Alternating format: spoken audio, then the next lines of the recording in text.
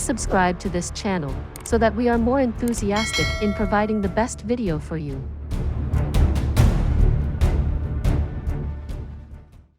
Chapter 301.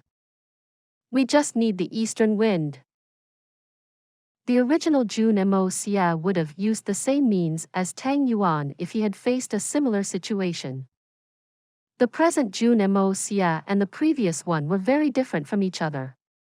Jun Xie was an evil spirit, and was also regarded as a free bird. But his bones weren't made of the same debauchery that consisted Tang Yuan and the original Jun Moxie's. Jun Xie had always relied on his own self. In fact, he wouldn't even alert the police if he were to spot a vicious crime. He'd treat the evil as his own enemy and would deliver justice himself. The original Jun Moxie had a habit of oppressing people using his power. He would use it to push them down. These two people had such different characteristics. So, how could they be so easily integrated? However, Tang Yuan's divine inspiration came, in the nick of time, to help Jun Moxie settle his urgent matter. Time was of the essence.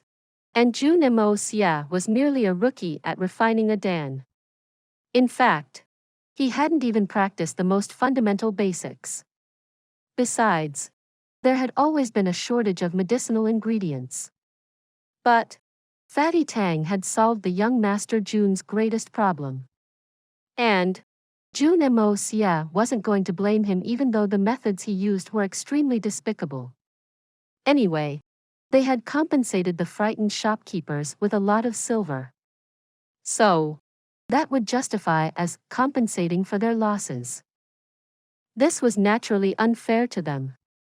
However, is this world ever truly fair? This young master has crossed over to this world. Can they do that?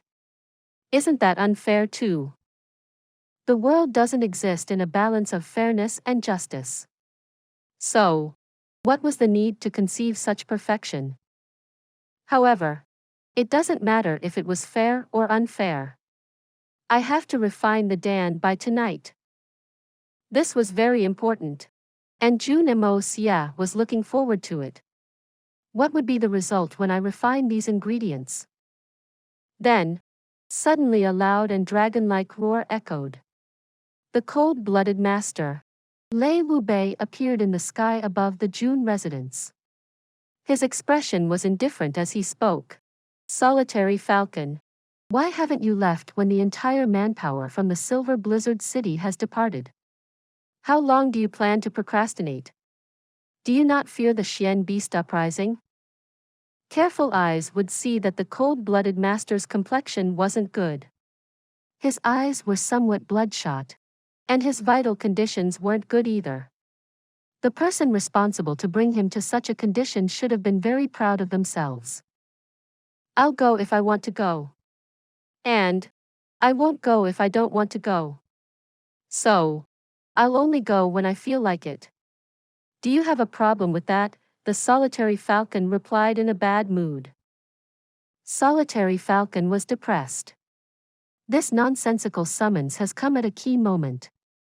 Couldn't you have waited till I had finished mastering the 9 claws of the ghostly falcon? When will I be able to come back and practice in the calm if leave for TNFA right now? When will I get an opportunity like this? On top of that, I might miss out on the medicines too. Lei Wubei snorted coldly. It's important to go. You and I are both in the Tianxiang city, old falcon. I know we have some grudges between us. But, when the supreme summons comes we are to set everything aside. You're one of the great 8 masters. You ought to know the consequences of ignoring the supreme summons. This old man wishes to travel with you. But, I didn't know that you'd be so unappreciative of such kindness. Not only solitary falcon. Jun Moxie was also alarmed by Lei Wubei's words. The cold-blooded master wants to travel with the solitary falcon? This was extremely strange. No one was aware that Lei Wubei had gone mad while searching for his personal enemy Chu Chi-hun. He wanted to find the man so that he could kill him. He would be extremely tense all day, and was always on guard against his imagined foe, since he believed that the number one assassin could deal a fatal attack from the shadows at any moment. Eventually, Lei Wu Bei's body had become tired, and his mind had become exhausted. In fact, this great master was nearly on the verge of a nervous breakdown. Then, the supreme summons came. Lei Wu Bei realized that a mountain forest or a lonely inn on the way to Tianfa would pose as a very convenient setting for Chu Chi Hun's ambush. Moreover, his enemy was evil and intelligent. Lei Wu Bei realized that his entire life's work would go wasted if he weren't careful. So, he came up with the idea of traveling with the solitary falcon. The two great masters had some grudges, but it wasn't like they had a lifelong hatred which couldn't be mediated. If he could get the solitary eagle to help him, the two great masters could possibly jolt Chu Chi Hun's nerves. And he may not dare to attack either one of them. A person's shadow flitted across as the solitary falcon appeared before Lei Wu Bei. Speak the truth, Lei Wu Bei. What sly plan have you formed in that head of yours? Are you afraid? Lei Wu Bei snorted in provocation. Me? Afraid? Ha ha ha. This old man is aware that this is an indirect method of yours to get me to go with you. I can see the trick you're trying to play. The solitary falcon laughed heartily. Stop. The young Master Jun couldn't stay calm as he realized that the solitary falcon might leave with the other great master. So, he quickly moved into action in order to stop them. He knew that the Silver Blizzard City was a step ahead, and maybe waiting in ambush for the solitary falcon. The young Master Jun hadn't anticipated that Lei Wu Bei would seek the solitary falcon's company in order to guard against Chu Chi Hun. Moreover, he believed that Lei Wu Bei was unlikely to render any aid in case the solitary falcon was met with any mishaps on the way. In fact, he was likely to step on the solitary falcon if it were to serve his purpose. What's the matter? The solitary falcon frowned. This young student has to pass on many things before the master's return. Jun Moxie's eyes turned.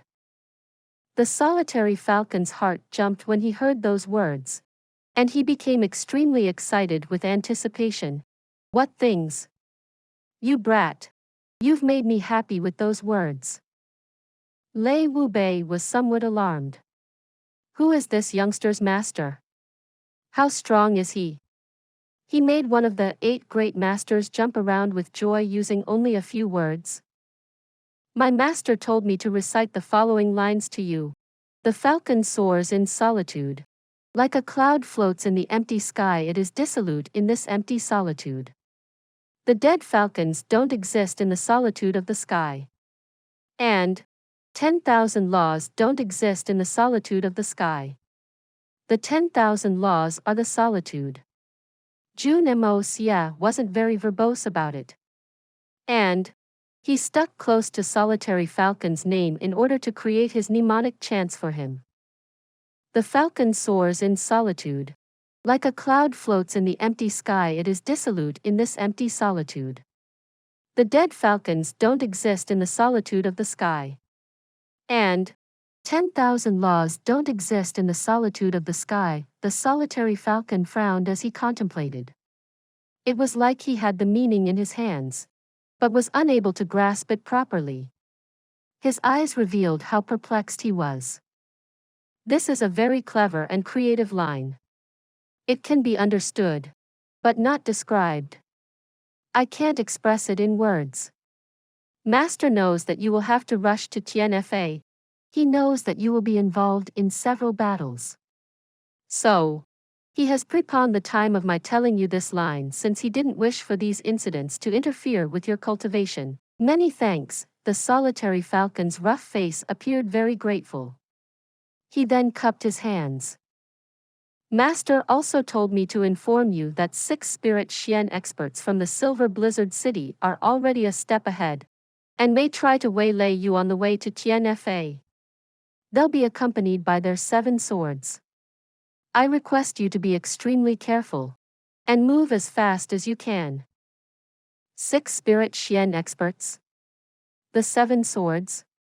Could it be the 7 swords from the Silver Blizzard City? The solitary falcon's expression turned grave as his heart sank. He wouldn't have believed this if someone else had told him this. But the solitary falcon believed this news since it had come from the mouth of that mysterious master. Then, I shall travel with Lei Wu Bei. There may be some disadvantages in that, but there can be many advantages if we coordinate properly. So much so that the former outweighs the latter. The solitary falcon mumbled to himself for a long while. Then, his expression changed. What else did the master say? Master said that the senior's spirit will soar like a falcon by the time he returns. Jun Moxie chuckled. He then cupped his hands and said, Godspeed. Tread carefully. Goodbye. The solitary falcon bowed in a rare instance of respect and cupped his hands. Again, give my sincere thanks to your master. Solitary falcon holds him in very high esteem. I take this matter regarding the Jun family very seriously. Tell him to feel relieved. The solitary falcon let out a long roar after he was done speaking. Then, he soared up into the desolate sky. Lei Wu Bei laughed out loud and followed after him. The 2 figures flitted in the sky for a moment before they disappeared without a trace. A great master isn't to be trifled with. Jun Moxie let out a profound sigh and turned to walk inside the room. Many Xian experts gathered in the Tianxiang city that night, regardless of their level or backing. Then, they rushed towards the Tianfa forest, whether in groups or alone. After all, this was the supreme summons. No one could take it lightly. Even Song Shang and Hai Chen Feng asked permission to leave for Tianfa since they had a mind to go and lend aid. But Jun Moxie forbade them from doing so. What are you doing? Do you have a dislike for long lives? I prohibit you from going there. You're staying here. Song Shang, get back to fermenting wine. I'll cancel your apprenticeship if I find you slacking off. And as for Hai Chen Feng, get back to looking after your gang. You needn't involve yourself in others' matters. You must focus on developing your gang. This was a joke. The young Master Jun was in no position to stop the solitary falcon if he wished to leave. But he had marked these 2 as men of the Jun family. So, how could he allow them to leave? What would happen if Jun Moxie left the Jun household with ordinary men?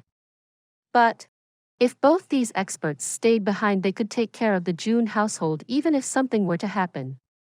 In fact, the Jun family would be considered the strongest in the area. And Jun Moxie had made up his mind. Coming back to the original issue, he wouldn't allow them to leave even if they weren't required to look after the Jun household. This was because they had been labeled as men of the Jun family now. So, sending them to Tianfa would be like using them as cannon fodder against the Xiao and the Li families. These 2 men were Sky Xian experts. But the Tianfa forest was crawling with Spirit Xian experts at present. A Sky Xian expert would be akin to a dog in the south. Therefore, they would be better used in Tianxiang. I've selected the members of my factions so carefully. So, why would I throw them away at Tianfa? The Xian Beast Uprising? What difference would it make to me if a lot of people die? Ha! Hai Chen Feng and Song Shang had gone to meet Jun Moxie in very high spirits. However, they had no choice but to return embarrassed after they had listened to Jun Moxie's words. The second prince's residence. The second prince was in a very cheerful mood. He was feeling extremely happy.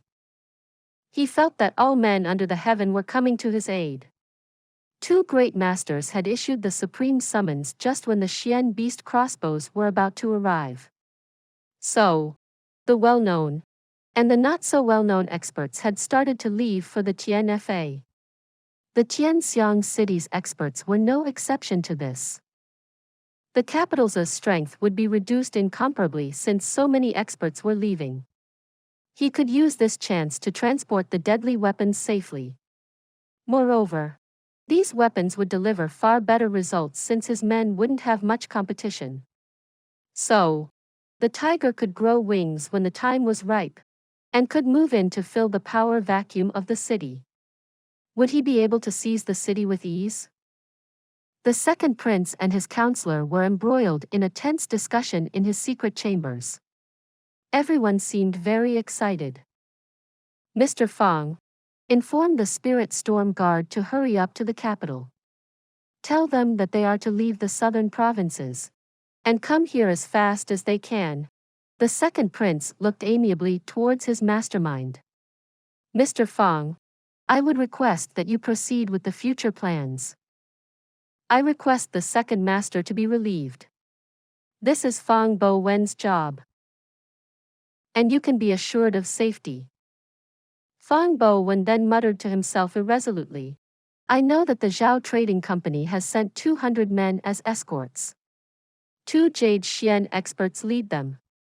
Then, there is the company's vice president Meng Xiao Song. He leads a group of 80 experts.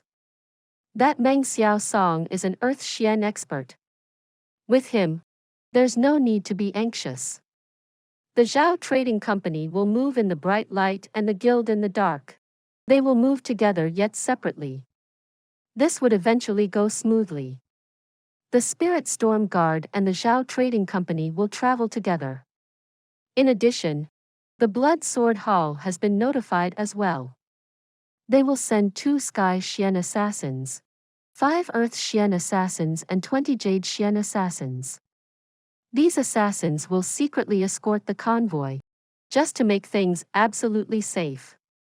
And most of the power has left the capital now. That leaves it vulnerable. So, the power of our means will guarantee victory. This Blood Sword Hall had never sent anyone higher than a Jade Xian expert in any of their previous missions for me. This had often resulted in their assassins' failure to achieve anything. It had been a waste of labor and money. But they suddenly dispatched 2 Sky Xian and 5 Earth Xian experts when it comes to the Xian Beast Tendon crossbows. And the lowest level assassins they're sending are Jade Xian. They are merely trying to show their terrifying strength. The second prince was extremely indignant. He spoke these words very angrily. The Blood Sword Hall's method of handling things has always been a profound mystery. This old man doesn't know the reason behind it. Fang Bo Wen frowned and continued.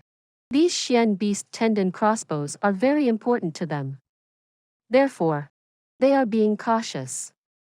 And this isn't without reason. One should be better to oneself than he is to others after all. It is every man for himself. Then, Fang Bo Wen suddenly stopped talking. There was a hint of doubt in his eyes. Then, he suddenly started to tremble with fear. It seemed as if he had recalled an extremely dreadful matter. However, the second prince hadn't noticed his mastermind's unusual behavior. He was still seething with anger. He then spoke in a cold voice. Let that be then. They will be of no use to me after I get those crossbows. And that's a good thing.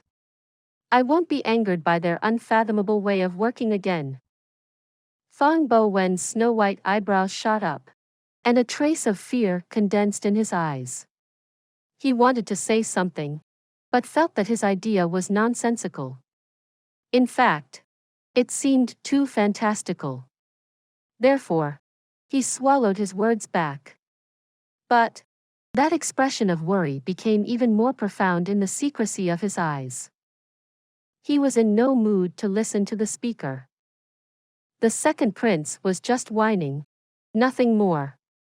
However, his words resounded like thunder on a sunny day to Fang Bo Wen's ears.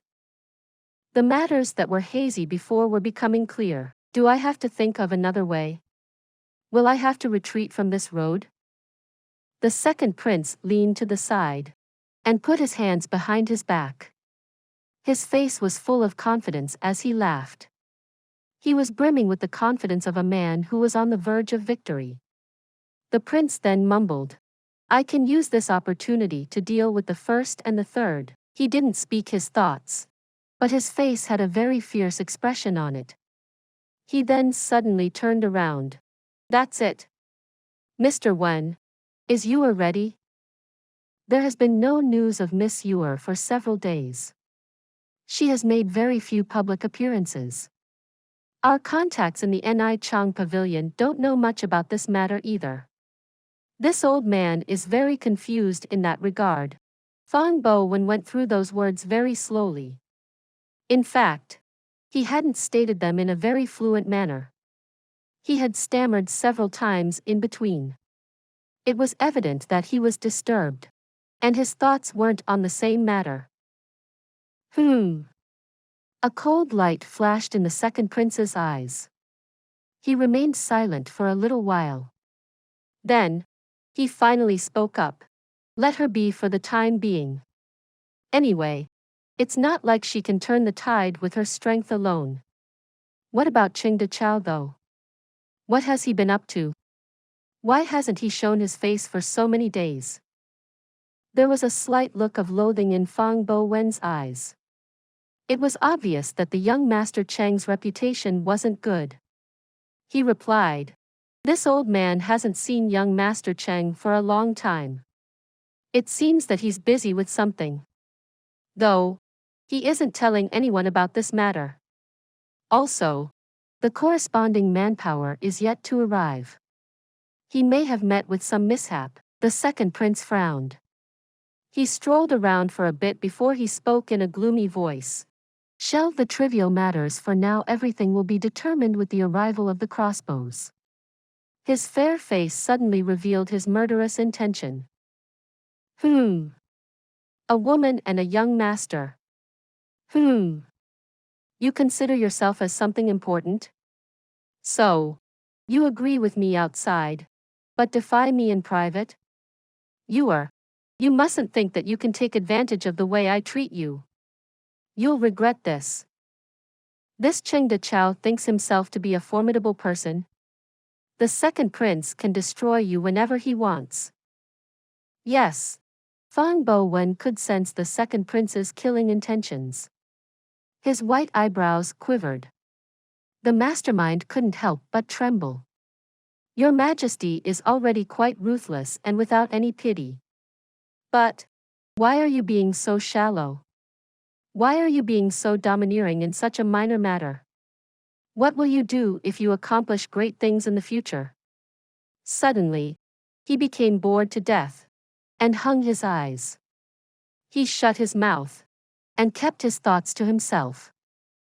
The second prince looked outside at the moonlight. A fiery expression suddenly swept across his face. It was zealous expression. His eyes seemed to burn with a hot flame. It seemed as if he already believed himself to be a great entity. The Jun family's residence.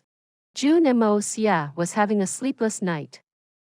He had carefully filtered through the ingredients. The list of medications that Jun Moxie required was finally in order. He had unexpectedly received 200 herbs. There were no rare or legendary herbs among them. And there weren't any precious herbs ingredients among them either. But there was a massive amount of low-level ingredients. Besides, there were some never-before-seen low-level ingredients present in this stockpile as well. It was almost like one could find anything in that pile. The entire stock had been piled up in the special room in Jun Moxie's courtyard. He then dispersed the bystanders. He even shooed Fatty Tang away to take rest. Then, he selected 2 trusted helpers to sift through those ingredients. The so-called trusted helpers were very few in number. In fact, there were only a total of 4 in the entire Jun household as far as Jun Moxie's count was concerned. But he couldn't dare to exhaust Grandpa Jun and third uncle. As for the other 2, he had regarded it to be very impolite to make little could do this work. Sister Qing Han was available too. So, he had unwillingly asked for her help as well since he needed more people. After all, Guan Qing Han was the daughter of a Xian Qi family. These drugs mustn't be unfamiliar to her. So, she would be a great help to Jun Moxie. Moreover, she was one of his most trusted people to say the least. Jun Moxie sat at a place where the light of the lamp couldn't reach. He sat there like a wooden figure, motionless. He frowned deeply in rapt attention. The 2 females assumed that he was immersed in deep thoughts about a very serious matter since he was frowning so profoundly. So, they decided against disturbing him, and allowed him ponder in peace. The 2 tiptoed around. They even spoke softly in order to avoid causing disturbance to Jun Moxie's thoughts. Their hands worked quickly in accordance to his instructions. They first segregated the ingredients according to their weight. Then, they mixed them together, as per requirement. Afterwards, they wrapped the mix up, and put a serial number on each package. The work was not arduous in itself, but working continuously at a stretch for such a long time had exhausted them. The fact that it was a very monotonous and dull job also tired them out. The 2 worked hurriedly past midnight.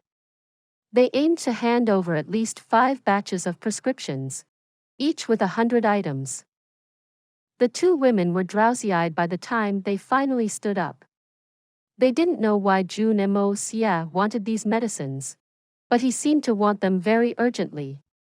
So, they didn't dare to take it easy, and had worked incessantly throughout the night. And now, it was finally done. The 2 females stood up, and smiled bitterly at each other. They felt out of energy, and had a slight ache in their slender waists. However, the 2 couldn't help but feel like being praised for completing so much work so fast. They smiled at each other, and then looked at Jun Moxie in unison. So much work has already been finished. So, what's he still frowning at? What problem could take such a long time to ponder over? Jun Moxie remained seated, same as before. His head had lowered a bit. The young master had a serious look on his face. His frown was so profound that it seemed as if he had encountered the mystery of the ages. He was concentrating so hard that the 2 females were able to walk up to him without him detecting their movements. Ah! This bastard! He has swindled us into becoming his workhorses. This bastard fell asleep long back. Guan Qing Han observed him for some time, and came to that conclusion. She obviously became very angry. They wouldn't have been to tell that his breathing was snoring in reality if they hadn't walked so close to him. He's just too much. Who does such things? We both tired ourselves out working busily throughout the night. You didn't say anything. Neither did you help. We didn't disturb you since we thought that you were pondering over something important. But you were actually sleeping the entire time. This is too much. Anger rose inside Guan Qing Han's heart. She rubbed her eyes, but was so tired that she was unable to open them properly. This made her even more sullen. She raised her leg, and gave that shameless good-for-nothing a tight kick on his thigh. Bang! Jun Moxie fell from his chair, and woke up. He opened his eyes, and immediately understood the reason for that kick. Then, the young master calmly got up, and sighed as he put on airs. He then exclaimed, "This problem is very tough. I've thought it over all night, yet I still can't understand it. This is an amazing headache. The young Master Jun looked very gloomy. He continued to moan and groan in pain. Jun Moxie tried his best to look very concerned, as if he feared for the country. Anyone who looked at his face would fear that all the land under the heavens would perish if he was stopped from pondering over his problem. Guan Qing Han sneered. Her beautiful leg landed at the pit of Jun Moxie's stomach as she scolded. Young Master Jun, is it normal for you to have so much saliva when you're focusing hard on a problem? Jun Moxie made a hiccuping sound. He then replied in a frustrated manner. This is one of the many problems I have. I don't pay attention to what my body does when I'm thinking long and hard on something important. So, my mouth opens when I think for a long time, and I forget to shut it. A lot of saliva ends up getting collected as a result. What bullshit is this? Guan Qing Han was in a good mood, and found it funny. Though, her face was cold as she chided Jun Moxie. She then suddenly realized that the young master's eyes had changed direction. He then smiled. Ah, third uncle. What are you doing here so late? Guan Qing Han and little Ku looked around frightfully. But they didn't even spot the third uncle's shadow. They then realized that they had been tricked, and became very angry. Even the usually gentle little Ku felt her face becoming hot as she turned to look back. However, their eyes opened in amazement once they turned around to face Jun Moxie. There was no one in Jun Moxie's chair anymore. He had vanished without a trace. Such speed was simply heavenly. The two females looked at each other with blank stares.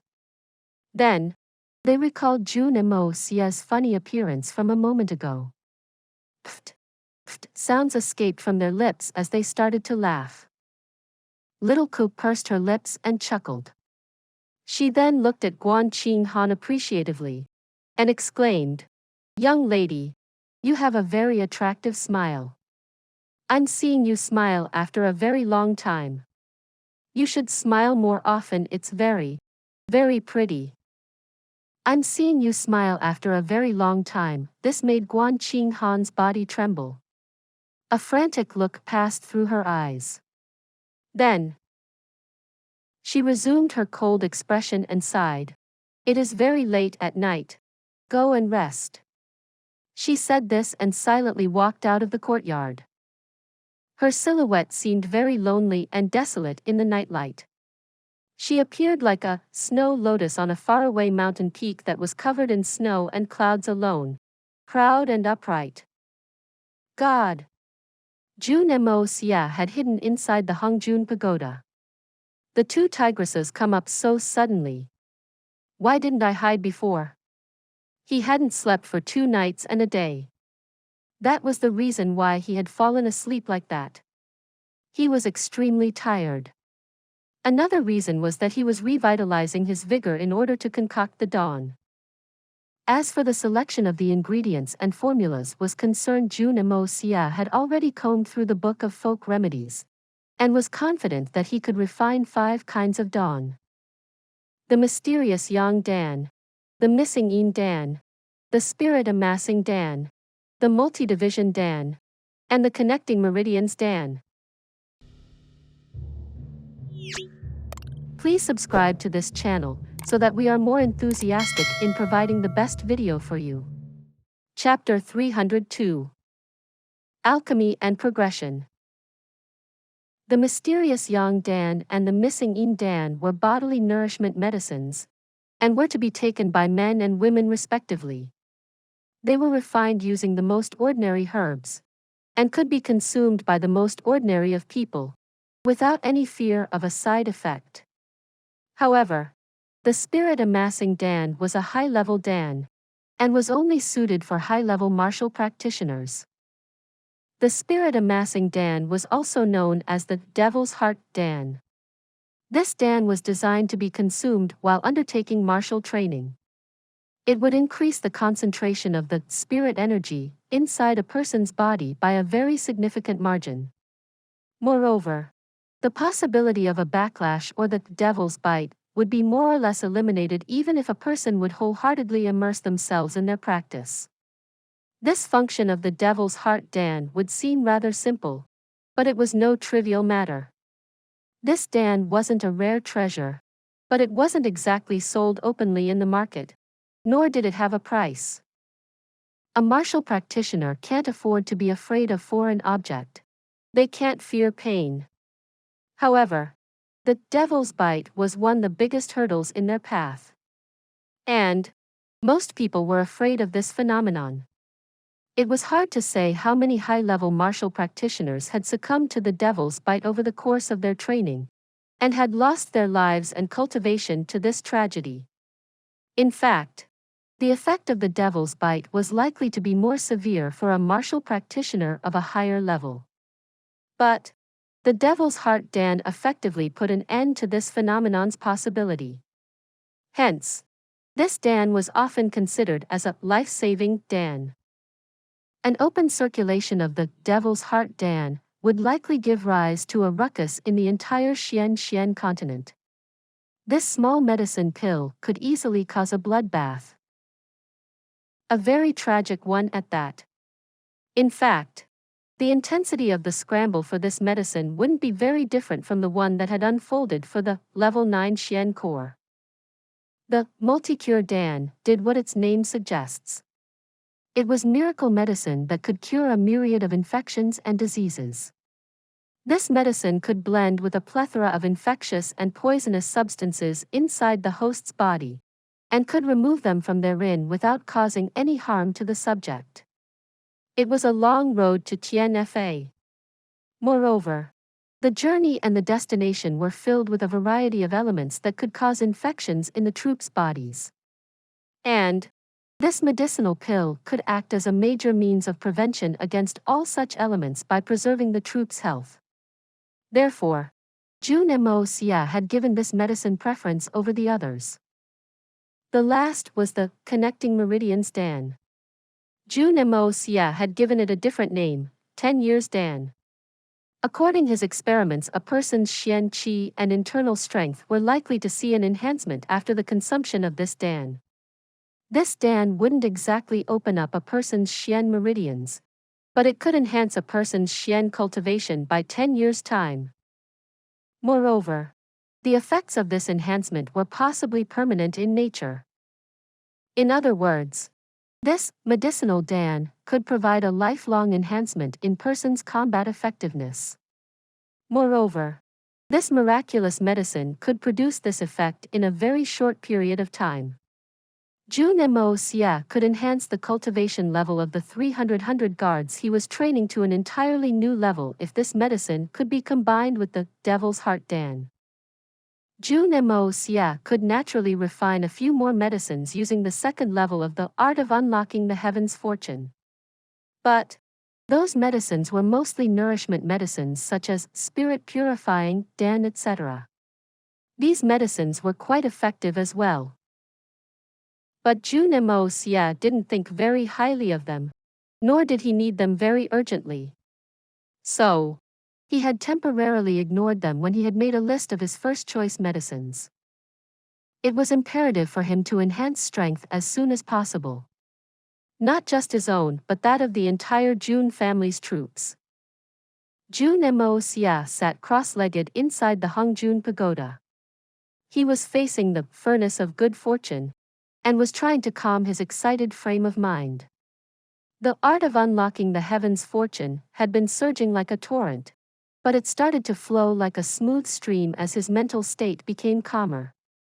Suddenly, he felt a burst of clarity in his mind. Well, Jun Moxie raised his hands after a loud shout, and drew a large circle in the void of the air. Then, he rapidly drew some characters with his finger. He wasn't using any kind of ink, but some strange characters would show up in that circle he had previously drawn. And those strange characters would fly into the furnace of good fortune once they had been fully formed. Boom! The flame of primal chaos was lightly ablaze under the furnace of good fortune when he had started. However, the flames suddenly became more ardent and fierce. A jet-black flame soared 10 feet into the sky and enveloped the entire furnace of good fortune inside it. Jun Moxie pointed the index finger of his hand towards the furnace of good fortune as this happened. A buzz resounded from the furnace, and it started to float and swirl in midair. Soon, the furnace's body started to radiate with a rainbow-colored light, and countless strange patterns appeared on its outer surface. Then, those patterns suddenly disappeared. But that rainbow-colored light continued to radiate on the furnace's body. The furnace continued to swirl and buzz midair as its lid was raised into the sky. Jun Moxie tossed the medicinal ingredients into the furnace with his right hand, and the entire atmosphere was suddenly filled with a rich medicinal aroma. This dense fragrance had come to life the moment the ingredients made contact with the furnace. Then, the furnace's lid slammed down, and the flame of primal chaos lit up once again. Then, Jun Moxie pointed his finger towards the furnace, and it was enveloped in that jet-black flame again. Suddenly, Jun Moxie felt as if the spiritual energy inside his body had surged out like a massive river that had broken past its dam. This was merely the beginning. The young Master Jun had always sailed swiftly despite the direction of the current. However, he found himself complaining like never before. Oh my God! Is this medicinal alchemy or blood suction? That feeling from a moment ago was simply terrifying. Refining such a small amount of dawn requires so much strength, and such a substantial amount of aura. And that's when I'm only refining the most basic and ordinary dawn. If this is merely the starting point, wouldn't it kill me if I were to refine high-end dawn? This is too much. Dang it! I've seen the movies. Those Taoist alchemists would concoct dawn with so much ease. They would merely stroke their beards and scratch their whiskers, and the job would be done. The clouds would shake, and the Dan would show up in front of them. And a person could be brought back from the dead with the Dan they would concoct. In fact, a person could become as light as feather, and ascend to the heavens as an immortal. Why did it have to be so difficult in my case? I just want to treat some injuries, cure some infections, and enhance a person's cultivation by a few years, that's all. But why does something so simple have to demand so much energy from my spirit? Jun Moxie grumbled in his heart, but didn't dare to slack off.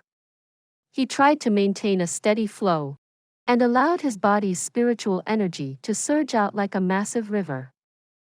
A long while later, bang! The furnace of good fortune issued a loud sound, and resumed its original position on the ground. The flame of primal chaos simmered down and reverted back to its original color. As for the young Master Jun, he was completely exhausted. He didn't even have the strength to move his fingers. He panted for air as he sensed the Hongjun Pagoda frantically pour aura into his meridians. He felt as if he had just run 5 kilometers with a 500 kilograms boulder on his body. He was literally on the verge of sticking his tongue out of his mouth to breathe more air. In fact, the young Master Jun would have probably fallen into a deep slumber if it wasn't the crazy amount of supplementary energy that the Hongjun Pagoda was pouring into his body. Physical fatigue was secondary. The crucial point was that his spirit had been exhausted.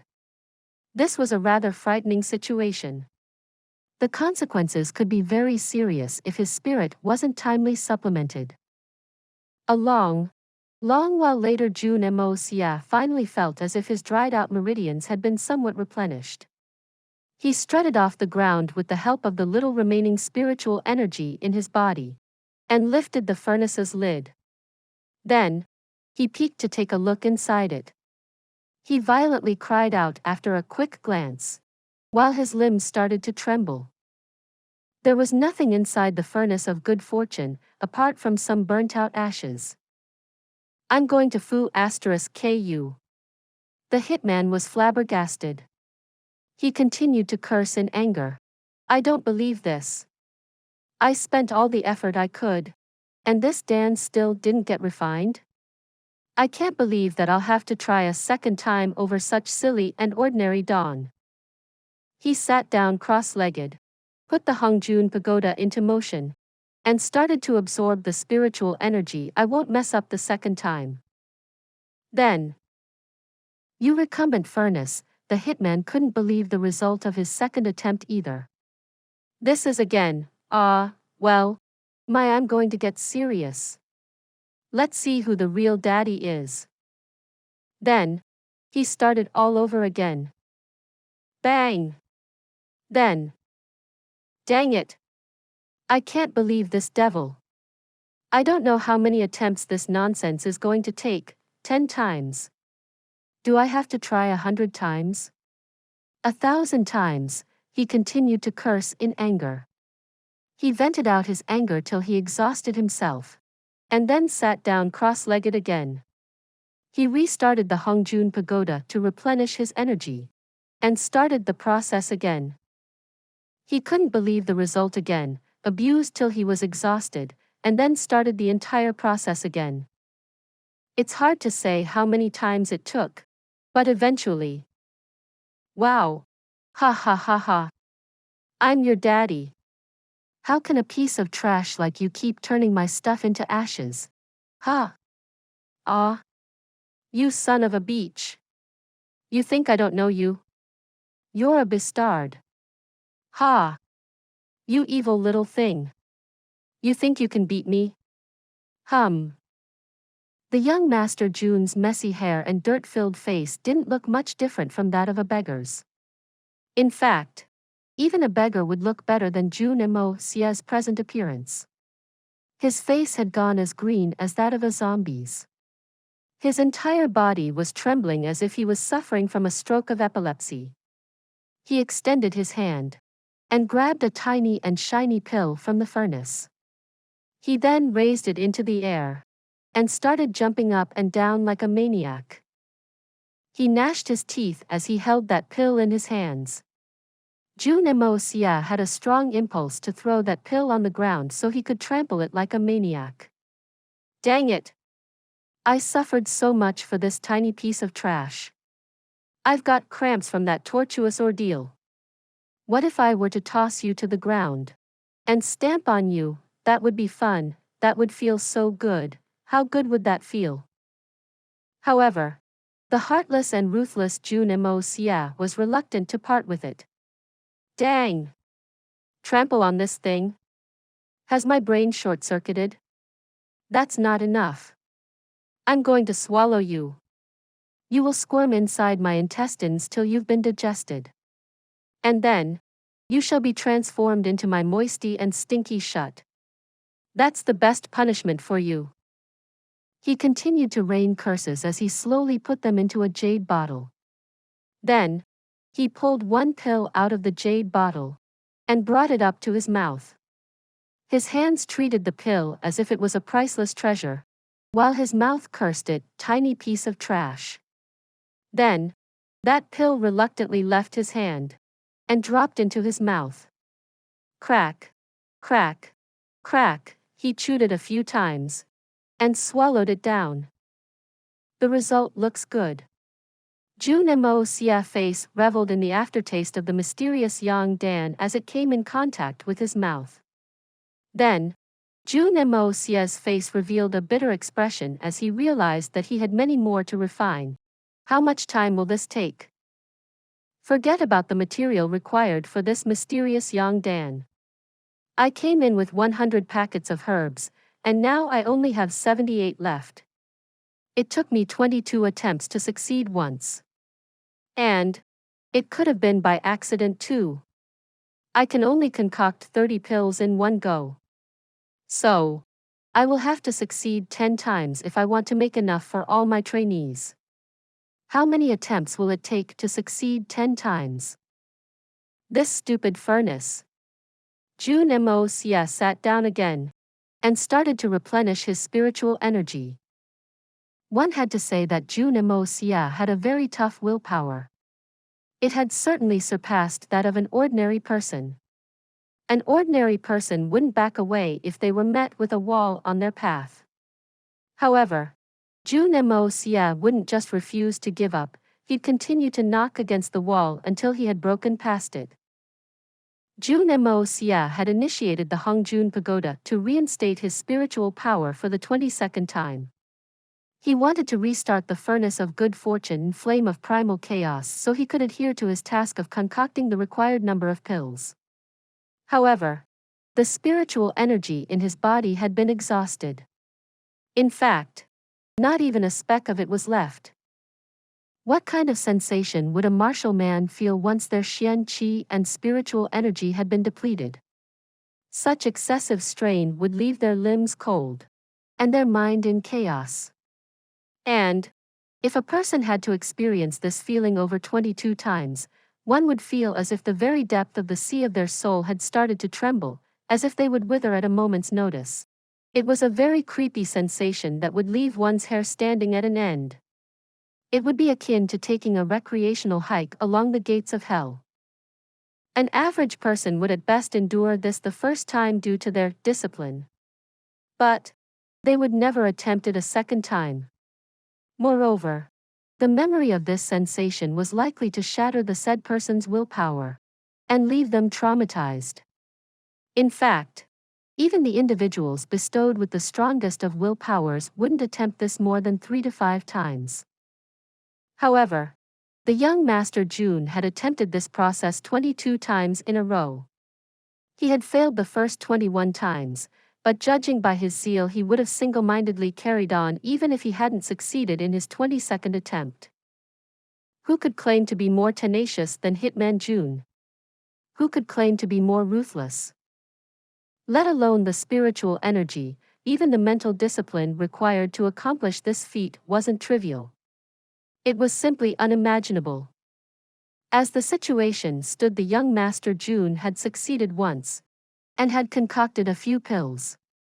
However, he still wasn't willing to stop. In fact, he was brimming with desire to refine all the ingredients he carried. Even if an almighty alchemic master was to see such tenacity, they'd probably roll their eyes over and faint. They'd call him a freak, perhaps an evil spirit.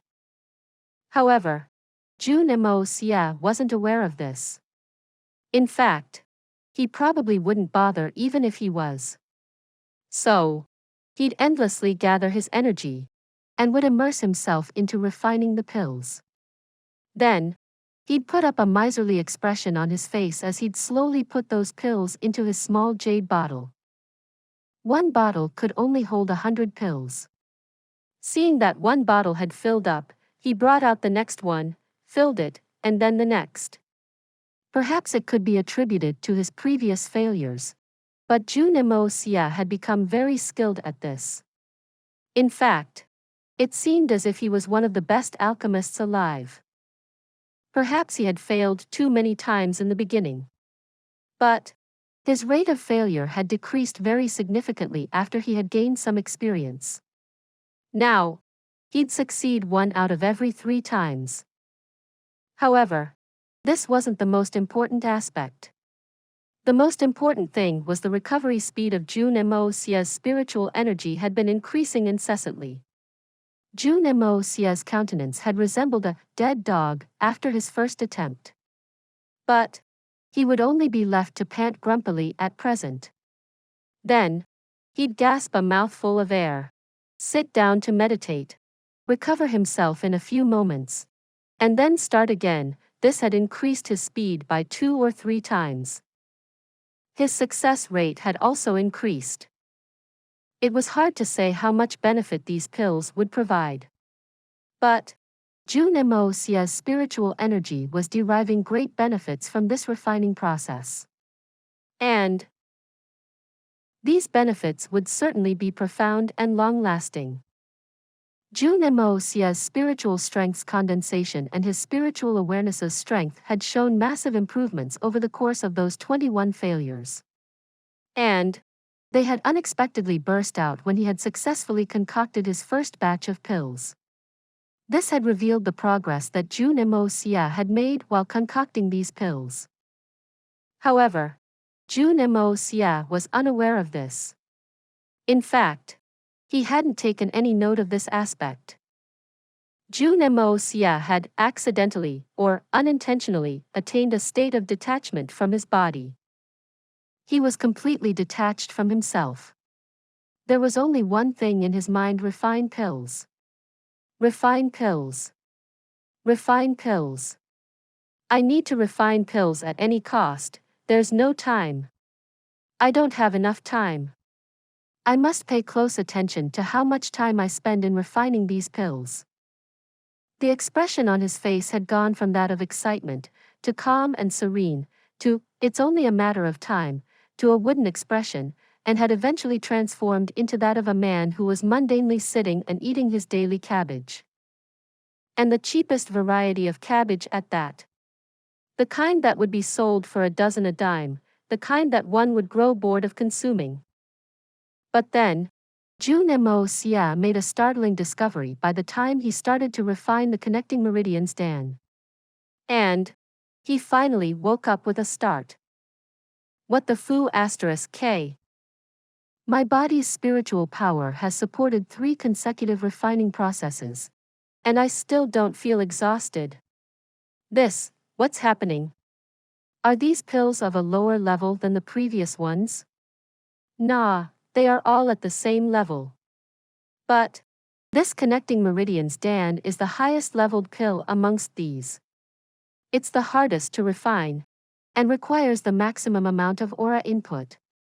I remember that I was barely to persist when I refined the first batch of pills, so why don't I feel dead tired right now?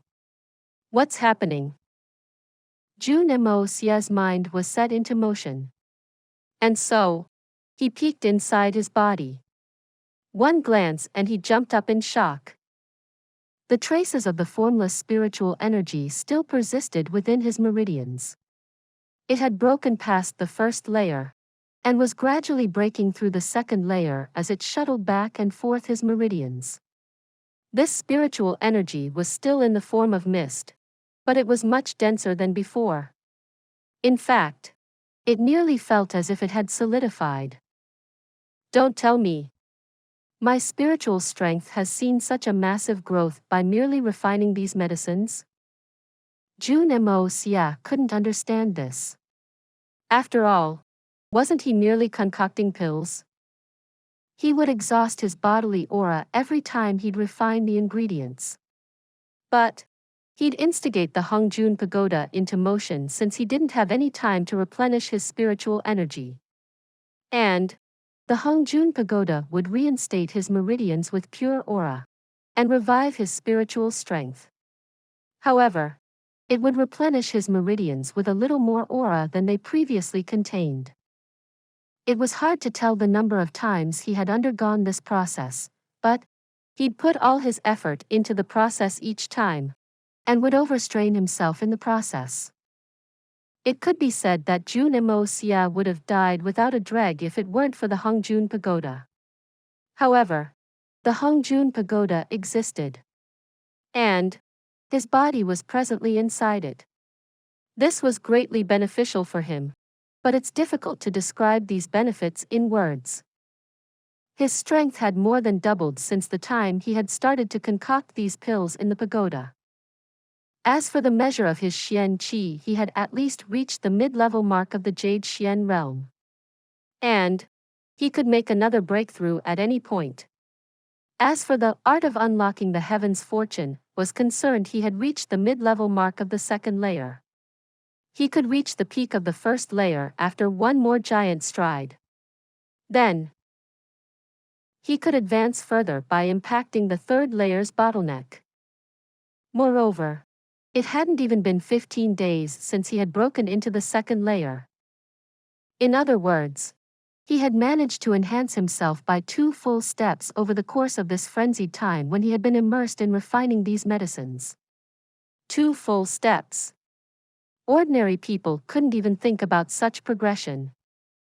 Xian Qi cultivation was easy before a person reached the silver Xian level. So, the growth was rapid.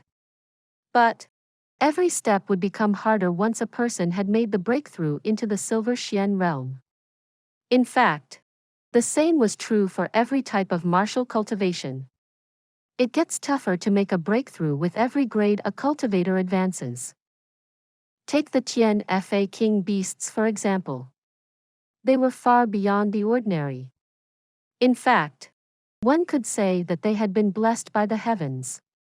However, they had been stuck at the same breakthrough for decades, but still hadn't seen any signs of a breakthrough. They had made progress every day over the course of these decades. But they still hadn't been able to make a breakthrough. So, one could imagine how fanatical they must have gotten when Jun Moxie offered to assist them in making one. This was probably the most apt description of the difficulty of progression. An ordinary person simply couldn't fathom this. Jun Moxie exhaled a long breath. His mind was enveloped by ecstasy, and he suddenly loosened up. Then, he suddenly felt a strong ache in his head, as if his skull had been punctured with needles. Jun Moxie had forgotten about the passage of time since he had entered the Hongjun Pagoda. In fact, he had no idea as to how much time he had been here. However, he had an unbearable headache at the moment. His entire body felt powerless. His spiritual energy had been refilling itself. But his body had long been exhausted. Then, a strong sense of starvation emerged from his stomach. So much so that Jun Moxie was left aggrieved to death. How long have I been at this without any food? Ah, not to mention, without any water. Jun Moxie scanned the floor beside his feet, and was again shocked by the sight of his doings. Rows after rows of jade bottles had been neatly arranged on the floor. He counted the number of bottles. My God! Jun Moxie sucked in a breath of cold air. Did I really refine so many pills? Crap! I'm so abnormal. In fact, I'm not even a human being. There's 5 bottles of mysterious yang pills, 3 bottles of missing yin pills, 6 bottles of devil's heart pills, 8 bottles of connecting meridians pills, and 15 bottles of multi-cure pills. My God! I'm too great. Too great. I'm very, very handsome. I'm amazing. No adjective can aptly describe my talents. These pills, they are power. How much progression will my 300 guard strength see once I give them these pills? It's certainly going to be formidable. Jun Moxie spent some time praising himself. Then, he quickly ducked out of the Hongjun Pagoda. I'm going to starve to death if I don't leave this place. However, Jun Moxie was completely unaware that he had spent 3 days and 3 nights inside the Hongjun Pagoda instead of that one intended night. Moreover, he was completely unaware of the commotion his absence had caused. The Jun family's young master had disappeared from his own residence. No one had found any traces of his departure. And he hadn't told anyone either. Moreover, he had never disappeared for such a long stretch in the past. On top of that, Jun Moxie had disappeared right after the solitary falcon had departed the Jun residence. What did this indicate? Could anyone imagine that? The entire Jun household was in a chaos. And everybody was in a hurry. Something big had happened. It was outrageous. The 3rd young master of the Jun family. Their only surviving scion. Please subscribe to this channel so that we are more enthusiastic in providing the best video for you. Chapter 303.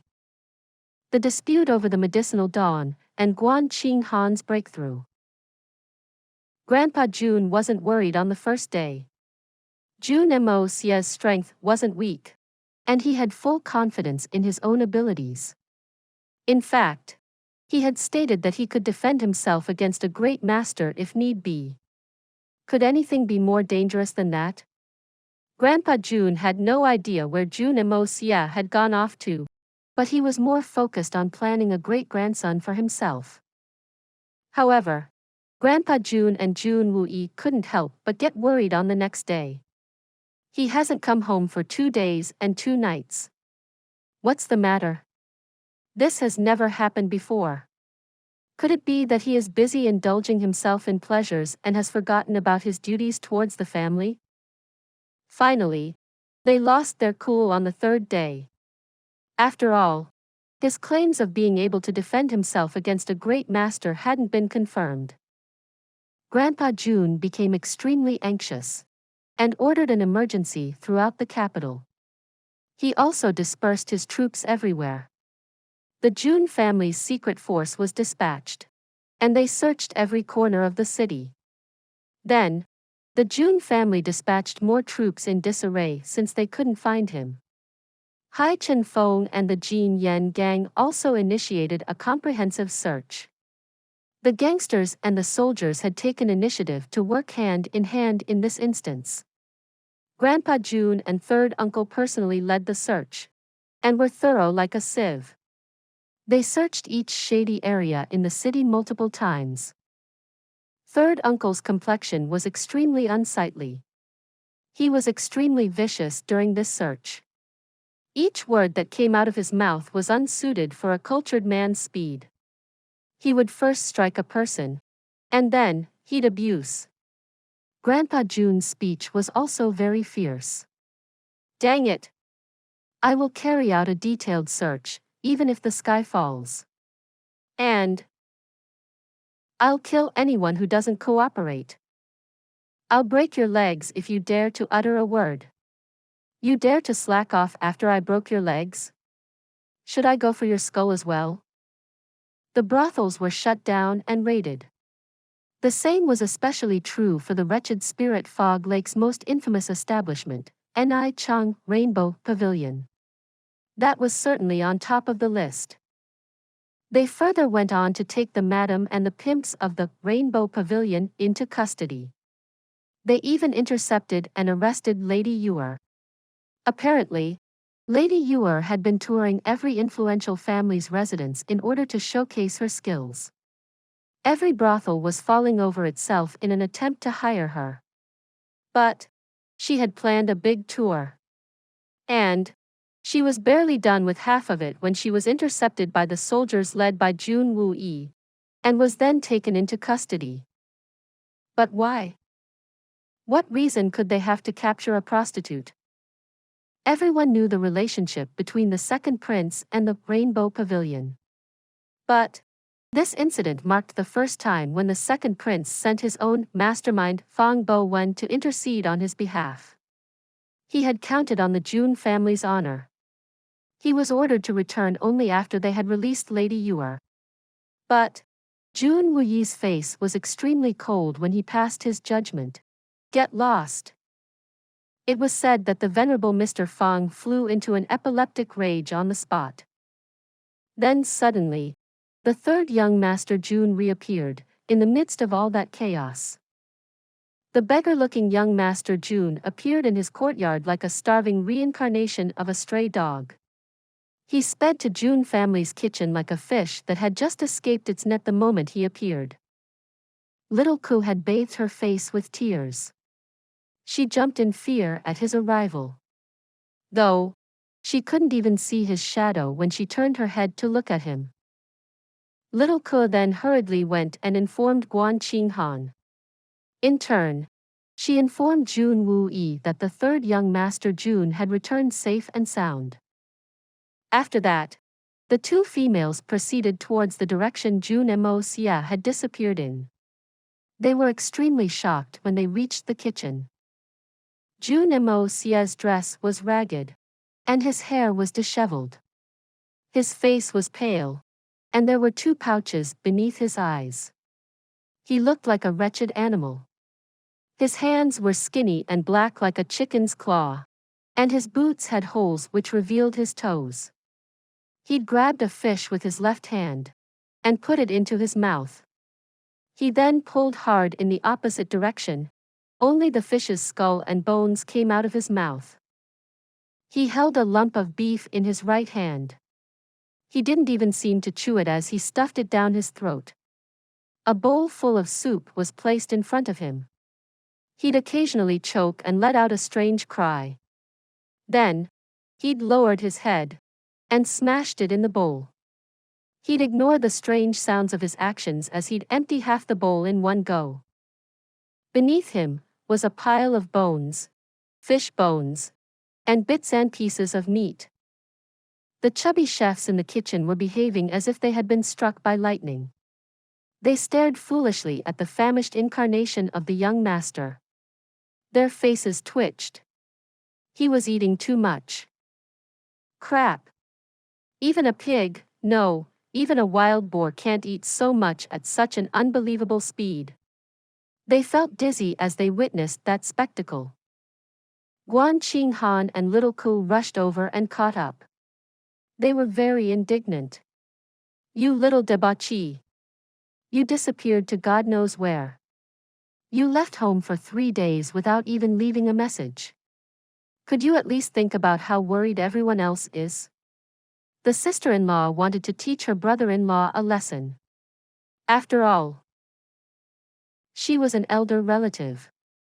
But she was dumbstruck by this sight and was unable to say anything. These kind of table manners?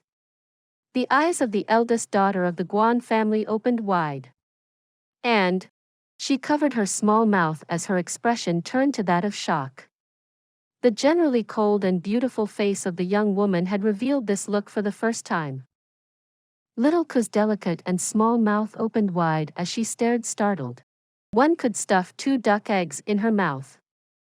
Eventually, Jun Moxie sighed with satisfaction. Then, his head went down again to finish the last bits in the soup bowl, and raised it back once its white base was visible. Then, he raised one leg and kicked at the pile of bones, which had nearly reached his ankles. The young master then hiccuped in satisfaction. After that, he took out his throwing knife and calmly started to pick his teeth. He then saw everyone's expression, the one that had surfaced on their faces after witnessing such a strange event. He couldn't help but ask in bewilderment, "Is my face flowering?" Everyone was speechless. They were speechless for a long time. They wondered if anyone could say anything after witnessing something so shameless. "What have you been doing these past days?" His sister-in-law, Guan Qing Han, asked in a dignified and interrogative manner once she came back to her senses. "Me? In the past few days?" Ha! Jun Moxie immediately guessed what had happened. He then sighed as he shook his head. "I was extremely busy these past few days. Extremely busy. Unlike you all who slept till they were hungry, and ate till they were satisfied. You had nothing to do, except for taking care of your physiological needs." What did he say? Guan Qing Han bristled as she spoke fiercely. "What did you say?" "What did I say?" He. "I said that sister-in-law and Little Ku look increasingly beautiful every time I see you. Especially sister-in-law. Not only do you look very attractive, but you also look younger. I believe that people who don't know that you're my sister-in-law will think that you're my younger sister if you carry on at this rate." Jun Moxie honeyed his words as he uttered this nonsense. Guan Qing Han and Little Ku were stunned. They knew that his words were an overstatement, and were aware that he was only trying to flatter them. But they still felt delighted at being praised. Their mood changed. and a funny expression surfaced on their faces as they started at him speechless. Guan Qing Han's face became taut after some time. Third uncle has returned. He'll make you feel better.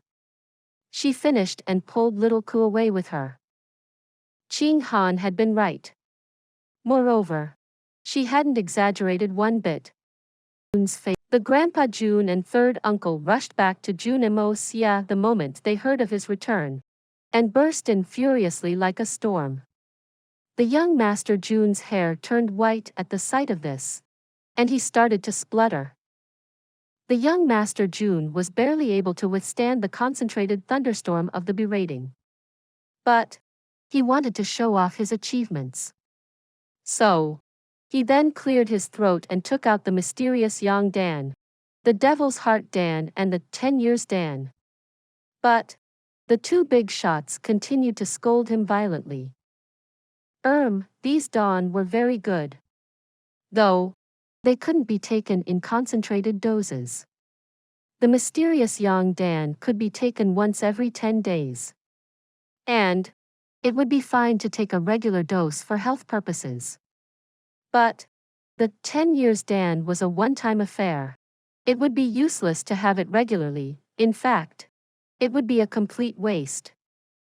Grandpa Jun and the third uncle picked the dawn with their fingertips. But, judging by their facial expressions, they didn't look very convinced. After all, the young Master Jun had said that the efficacy of these dawn were miraculous. They looked at Jun Moxie with doubtful expressions. You cheating demon. This little Dan can increase cultivation by 10 years? That's rubbish. The same thought emerged in both men's brain. However, they felt their cultivation shoot up frantically after they took the pills under Jun Moxie's administration. They felt their skills had risen to a level of 10 years or more. Their expressions turned green as the young masters. They stared at the young Master Jun like a pack of hungry wolves. This is such an amazing thing. How many of these are there? Hand them over to this old man. I'm happy again. So, don't make trouble for me. I'll have none of your nonsense. You little brat. This was Grandpa Jun's roar. His face had flooded with excitement. He grabbed the front of Jun Moxie's gown, raised him in the air, and shook him like he was drying a dead fish in the wind. The old man greedily opened his mouth wide as he spoke those words in a tyrannical manner. Since your grandfather has opened his mouth first, you must serve his needs before anything else. I'm not that important. You come round to me as you wish. Just hand over 100 dozen bottles to me. You must give the remaining to your grandfather, no matter how many you have in total. That's what Jun Wui had said. He wanted more than 100 dozen bottles of these dawn. This father and son duo thinks that these dawn have fallen from the sky? And one can just pick them from the ground? These are medicinal dawn with genuine efficacies. Jun Moxie groaned. He had been dizzied by the shock. Even if I could merely pluck them from the ground, I'd still need to work my back. These medicines are amazing supplements. But these two think that they are like cabbages. How can they demand such a large amount? Could these two men kill Jun Moxie over these pills? They had conveniently forgotten about their grandson/nephew/ and their family's sole heir in the lure of these dawn. Grandpa Jun was pulling Jun Moxie's cheek in hostility, and had nearly transformed his appearance into that of a pig's. Jun Wui was slightly gentler in his approach. He was only addressing to Jun Moxie's logical sensibility. Else, Jun Moxie's face would have turned purple from all the pulling. Did he faint in front of us? We have misjudged this brat's intentions. We have erred and counted our chickens before they hatched. The young Master Jun let out a blood-curdling cry. He wanted to burst into tears, but couldn't find any tears to shed. I can't do it anymore. I will faint. I can't do it anymore, you too, please let me off. You cheating devil. I just saw that you took out several bottles of those. Now calmly hand them over to me. Are you looking for trouble? Grandpa Jun caught Jun Moxie by the ankles and pulled him up. Then, he started to wave him around ferociously. It appeared as if an urchin was hanging from date tree's branch. But the only difference was, he was upside down. Jun Moxie couldn't bear this treatment anymore. Let go. I'm dying. I'm feeling very dizzy. I'll give, isn't that enough? Grandpa Jun put his grandson down and stared at him like a tiger looking at his prey. He didn't even blink. Jun Moxie crawled away and slapped his face. You really had to show off, didn't you? Didn't you know that you'd be inviting trouble? You're well aware that this stuff can sway people's hearts. You knew that your grandfather and third uncle will lose all sense of relations when lured by the desire of such amazing dawn. He still felt this was wrong. I anyway refined the dawn to increase the Jun family's strength. So, why am I getting the miserable treatment that is meted out to rebels? So many different kinds of torture. It's like they are forcing chilly water down my throat. He moved slowly and took out one bottle of the mysterious Yang Dan, Devil's Heart Dan, Multicure Dan, and 10 Years Dan each. He then kept them on top of the table for display. That's all I have. I don't believe it. Take out more, the two older men roared in unison. That's really all I have. Young Master Jun's face revealed a sincere expression. These will be enough for hundreds of people. My master gave these many to me. He thought, you want them all for yourself? I made them to upgrade the strength of the troops under my command, but I won't give to the unreliable ones. So, I'll keep the remaining with myself. These bottles have enough for 100 people. The two older men were full of disbelief. Such precious medicines were extremely rare. The third uncle had asked for over 100 dozen of these bottles. But he was merely joking. It would have been enough if one bottle could provide for 3 to 5 people. So, how could they not be flabbergasted to hear the young Master Jun speak that these tiny bottles could provide for hundreds of people?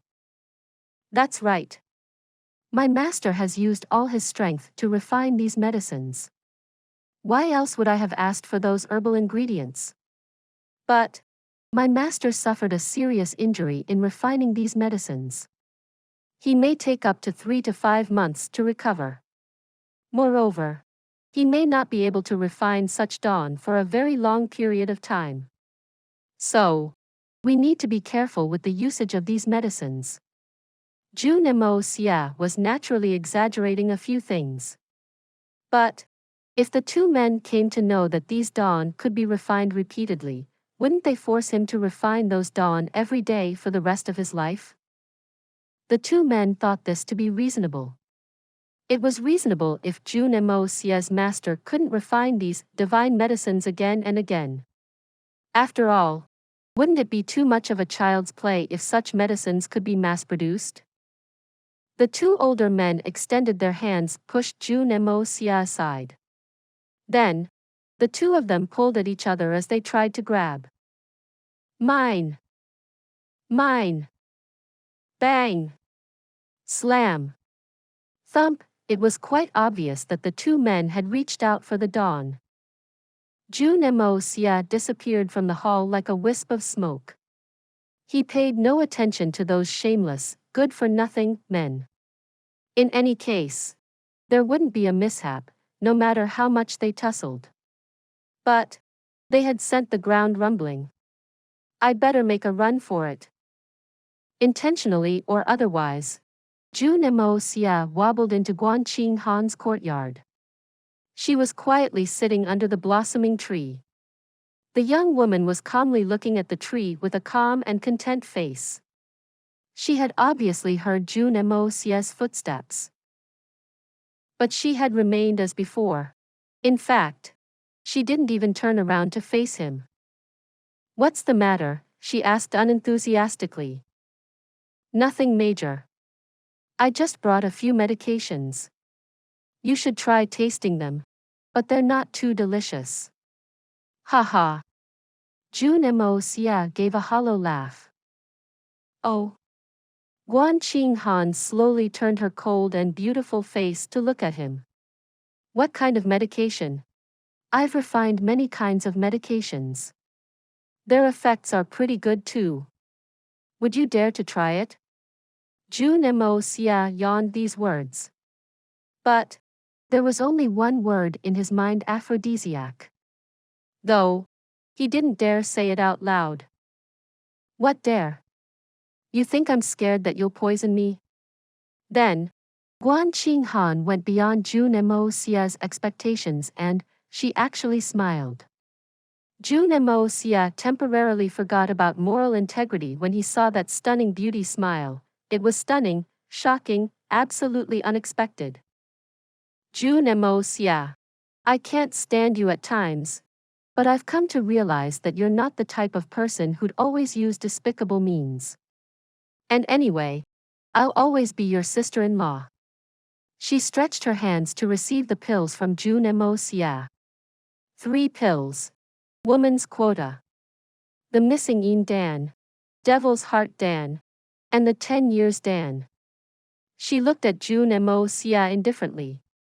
Then she raised her head and without any hesitation, and swallowed the medication. Jun Moxie opened his eyes wide. He was about to tell her to wait till she had started to cultivate. But she had already opened her mouth, and had taken the medication by then. This really amazed him. A bubble of regret emerged inside Jun Moxie when he realized that Guan Qinghan trusted him so much that she took the medication without a second thought. "I would have refined that aphrodisiac if I had known that she trusted me so much. This is a huge blunder. Bah! This must be that old Moxie's spirit haunting me and causing mischief. I'm so pure, how can I be that kind of a person?" Guan Qinghan was about to ask about the Dan and its effects when she felt a warm sensation well up in her dantian. Suddenly, her body felt warm and comfortable. It was an indescribably comfortable sensation. Then, the Xian Qi started to move through her meridians on its own accord. It moved like a strong tide of a flooding river. Her dantian became increasingly warmer as the Xian Qi continued to move through her meridians. In fact, it was getting converted into an exceptionally pure variant of Xian Qi. Jun Moxie's mysterious dawn promoted a person's abilities in a miraculous manner. Guan Qinghan was shocked to discover this. She felt a little regret at doubting him. However, her cultivation was presently at the Silver Xian realm's peak. In fact, she was about to break through to the Gold Xian realm. But she could feel that her breakthrough to the Gold Xian realm was imminent since a lot of power had started to rush through her body after taking the dawn. However, this was also a very frightening moment. And there was no one there to guide her at such a crucial time, besides her brother-in-law. Why didn't that little brat explain this? How could he be so careless?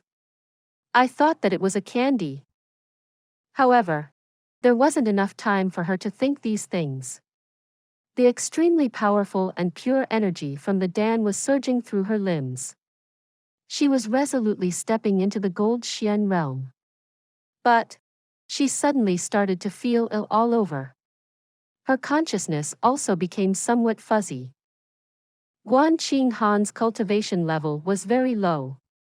It was merely at the Silver Xian realm. In fact, her cultivation level was even inferior to the young master Jun Wuyi, and Grandpa had been able to ingest the 10 years Dan without any scruples since they were Sky Xian experts. They had been able to control themselves with ease through the enhancement process. In fact, They could have even made a breakthrough without any issues if the moment had demanded it. Without any issues. This was because they had a strong foundation. However, Guan Qinghan was on the verge of death. The difference between her cultivation and that of the other two was over 10 levels. She had only been cultivating for 10 years. And now, she was experiencing the enhancement process of 10 years in one go. This was nearly the sum total of her cultivation before she had taken the medication. Moreover, the qi flowing inside her at this moment was much purer than ever before. On top of that, she had never been put through Jun Moxie's cruel training methods, so how could she persist? Fortunately, she had also taken the devil's heart Dan, else she would have burst into flames by now. Guan Qinghan felt as if she was about to burst. Her consciousness had become fuzzy. She felt despaired. Will my life end due to such a mysterious reason? Her brother-in-law had changed for the better with such difficulty. He had used art of unlocking the heavens' fortune, and had come up with such divine medications. Moreover, he hadn't forgotten to include her needs amidst all this. This showed how much he had improved. But he hadn't considered that her ability to control Xian Qi was lacking by a fair margin. The divine medication was unexpectedly going to kill her by force. Guan Qinghan felt somewhat ridiculous. In fact, she was somewhat reluctant to let go. If this had happened a few months ago, she wouldn't have felt anything similar. In fact, she would have actually felt free. But why was she reluctant to give up? She smiled happily as she thought, "See you again." Then, she closed her eyes. But she quickly opened them the moment she closed them. She was in utter shock. Guan Qinghan recalled she hadn't said, "I have come," in the face of death. Instead, she said, "See you again." Why did I say, "See you again"? Who am I reluctant to leave behind?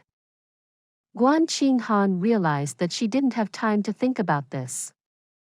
Then suddenly, she felt a cool palm touch the center of her back. She then felt a warm energy penetrate her body.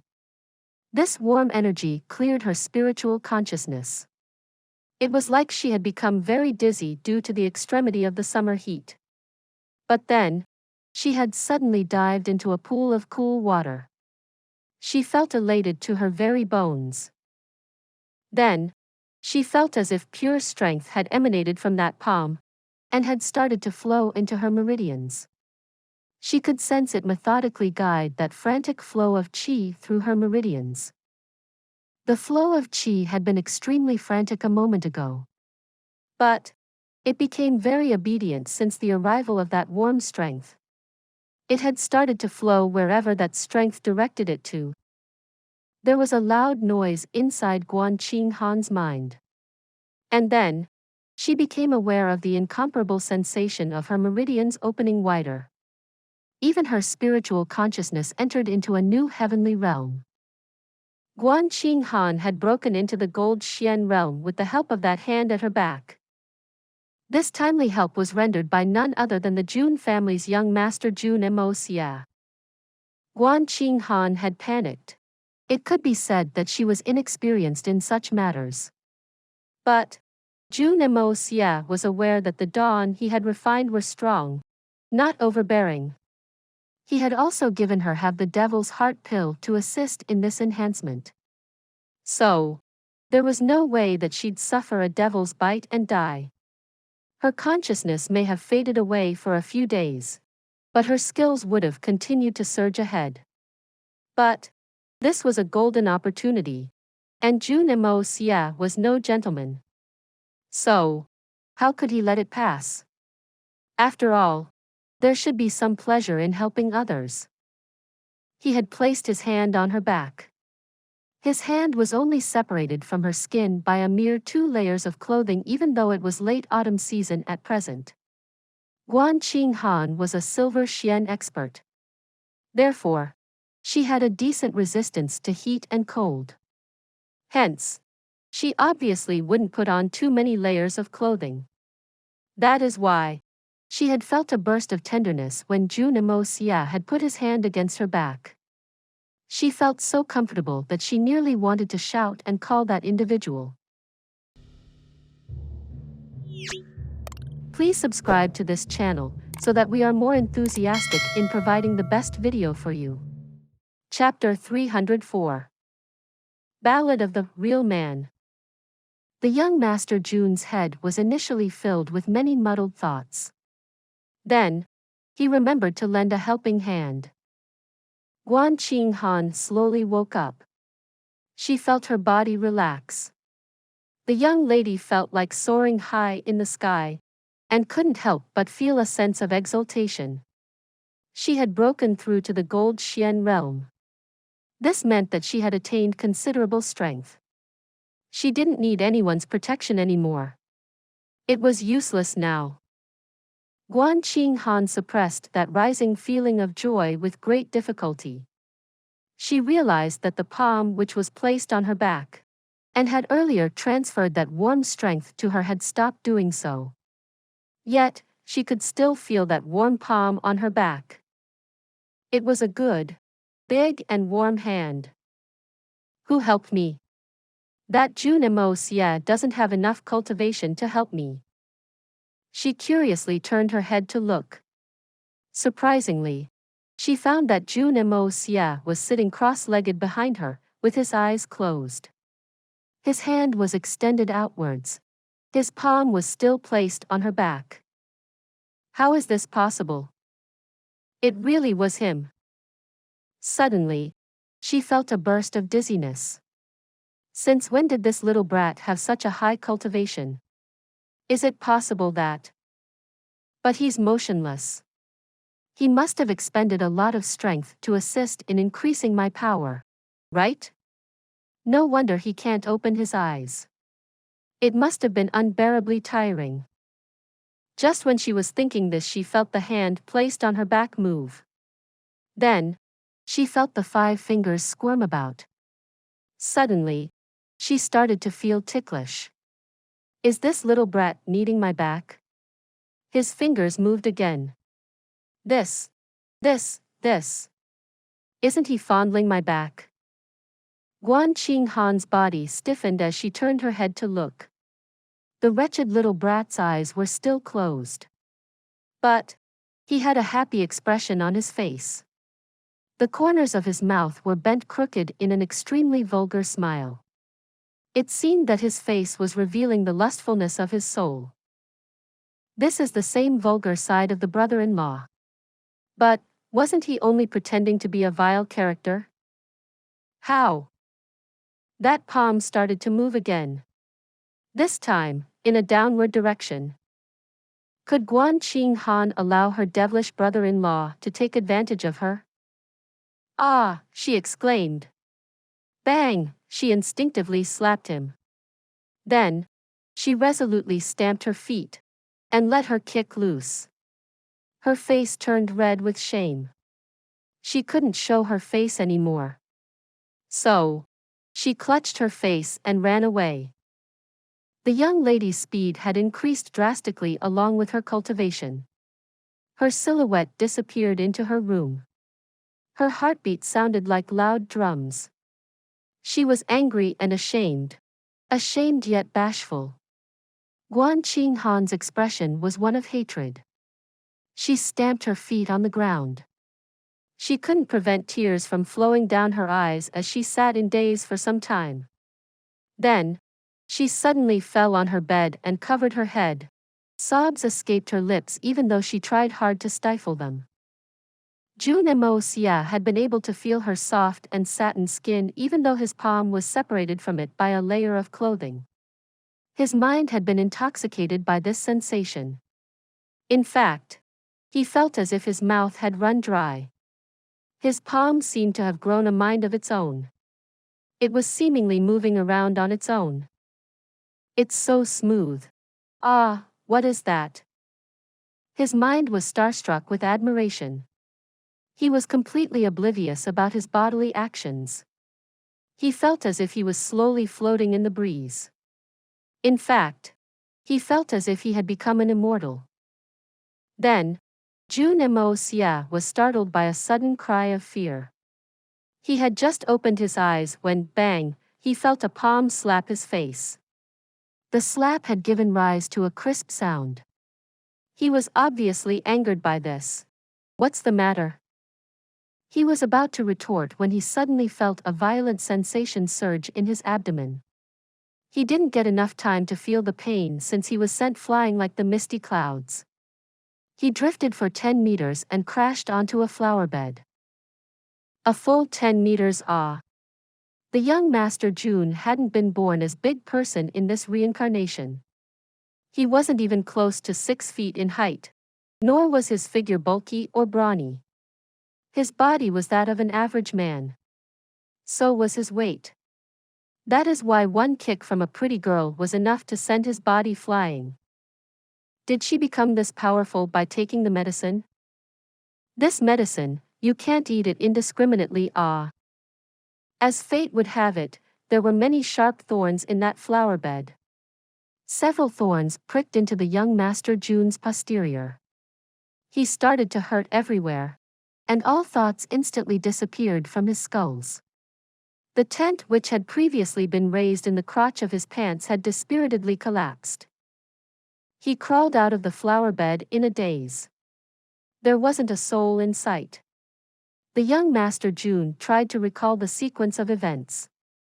He couldn't help become frantic. "I understand that my hands moved in an immoral manner and my thoughts were immoral as well, but I had only intended to help you. However, the outcome of that. What can I say? Couldn't you have objected before you struck me? This is unreasonable. Although I certainly acted immorally first." The more young Master Jun thought about this incident, the more he realized that he was in the wrong, and that the slap and the kick were fitting punishments. "I can't even absolve my actions in this incident. Isn't that depressing?" Young Master Jun remained silent for some time. He had given some of the dawn to his grandfather and his third uncle only to have them rip him apart. Jun Moxie then gave a dosage to Guan Qing, and also helped increase her cultivation. He thought that his beautiful sister-in-law would commend him for it, or would at least behave gently with him thereafter.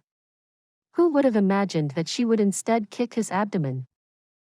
It was still fortunate that she had kicked his abdomen. What if her kick had landed a bit lower? Wouldn't she have broken his eggs? Jun Moxie wiped his cold sweat and fled with his tail tucked between his legs. He realized that he wouldn't have been able to go to the TNFA if that kick had smashed his eggs. So, he quickly concealed his crotch with his hands, and Frog jumped out of her courtyard. My legendary reputation would have been crushed. The young Master Jun issued an order. 254 strong guards had been training intensely in the Jun family's grounds. It didn't matter if they were in honing their skills training, or were in resistance training, or they were soaking in the hot pool. Everyone immediately put their tasks on hold. They quickly divided into 2 groups, and stationed themselves in an orderly manner in front of Jun Moxie. Every man in the 2 formations appeared to be in high spirits. "Remember when I started your training I told you that I want 2 teams out of you. Those 2 teams would be the strongest. One would be the Heaven Destroyer team, and the other would be the Spirit Devourer team. And not only would those 2 teams be the strongest, they would also make the backbone of my fighting force. These 2, the Heaven's Destroyer and Spirit Devourer teams, would assist me in moving through the continent unhindered. And the members of these 2 teams would be selected from the best amongst you. And those chosen men would be nightmare for the rest of the world. They would be this continent's foremost warriors. They would be without equal." Jun Moxie leisurely paced in front of the assembled warriors. There was a sharp look in his eyes. His gaze swept across each and every soldier's face. Each and every man's breathing was coarse and heavy. Every man's eyes was brimming with longing. To become the strongest warrior. To become the nightmare of all foes. This was their greatest desire. This is what they had craved their entire lives. I had also said that whether you deserve it or not, depends on you. On whether you'd qualify. I don't know any of your names up till this point. Firstly, because I'm not interested in knowing them. Secondly, because you don't deserve my recognition. Jun Moxie slowly stated. His slow manner of speech had a bizarre tempo to it. It was like an overbearing power that was pressurizing the entire land. It seemed that time itself had slowed down. I will send you on your first mission after 4 days. And those who survive it will become the members of my Heaven's Destroyer and Spirit Devourer teams. From then on, they shall step onto the path of power and the path of slaughter. Their very name would make the entire continent shiver with fear. Jun Moxie stared at them. Then, he continued in a low tone. But this mission is different from the previous ones. I want only the strongest warriors. So, this mission will be extremely deadly. I will tell you that this mission is extremely dangerous. The mortality rate will be 90%. And that is only a conservative estimate. Therefore, anyone who doesn't wish to proceed can take a step back. My family and I won't force anyone to go through with this. So, you can withdraw if you wish. There's no shame in thinking about your own safety. The autumn wind whistled. Not a single man amongst the 254 moved. In fact, no one even batted an eyelid. This is the last opportunity to withdraw. You won't be able to look back later. It is entirely possible that 10 out of every 10 may die. They'll be gone forever. This is the final opportunity. Jun Moxie proclaimed coldly. Nobody moved an inch, same as before. Jun Moxie nodded softly. Then, he spoke sternly. Those who want to join step forward. Boom! 254 men took a step forward. They had exerted themselves as they had taken this step forward. Their orderly, yet powerful, step had sent the entire ground trembling. Very good. 9 out of 10 may not survive this mission. But you can't have any regrets now. They say that a man who pushes forward despite the troubles is an iron-blooded man. Let me tell you something. Jun Moxie irresolutely muttered a few words. Then, he suddenly looked up with a thunderous expression in his eyes. Everyone became alert and straightened their backs. They wanted to listen to Jun Moxie's words very carefully. A real man's journey has only one direction. Glory and splendor in life or death, but no retreat. A real man's blood is made of iron. He shall never sway in the face of danger. A real man's tears are the most expensive. He doesn't retreat even when he faces many enemies alone. His bones may break. His blood may flow like a river. But a real man stands firm, he doesn't look back. This Ballad of the Real Man can only be recited by real men. Those who aren't real men can't even understand it. Jun Moxie put his hands behind his back. I hope that each and every one of my brothers becomes a real man. Gentlemen, take the first step to become a real man. Accompany me as we proudly take over the entire world. There was complete silence. Everyone's expression was extremely fierce. That heroic ballad had boiled everyone's blood. It seemed that each and every pore in their body had erupted with impassioned strength. Their eyes emitted scorching brilliance. It was an excellent ballad. A real man's journey has only one direction. glory and splendor in life or death, but no retreat. A man could only move in one direction if his goal was clear. And he'd continue to move in the same direction his entire life. Such a man could never have regrets. A real man's blood is made of iron. He shall never sway in the face of danger. This was an inherent quality of a real man. A real man's tears are the most expensive. He doesn't retreat even when he faces many enemies alone. The sun may set when the battlefield has been riddled with corpses and drained with blood. The allies may have left, and the real man would have to confront his many enemies despite the scars on his body. It would be a very tragic scene.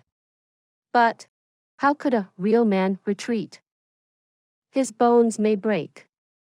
His blood may flow like a river. But a real man stands firm, he doesn't look back. Such was a real man. The two team leaders led the 254 men to pass from in front of Jun Moxie. They took their dawn, closed the palm of their hands, and strode away.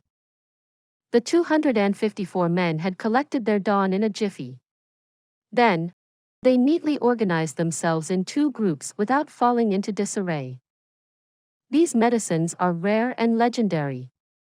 This young master had to face many twists and turns, and had to spend a lot of money to refine these dawn. And now, each one of you has one ration of these medicines in your hand. These dawn will increase your Xian Qi's ability by 10 years. Gentlemen, do not fail to live up to my expectations. Jun Moxie spoke this in a stern manner as he placed his hands behind his back.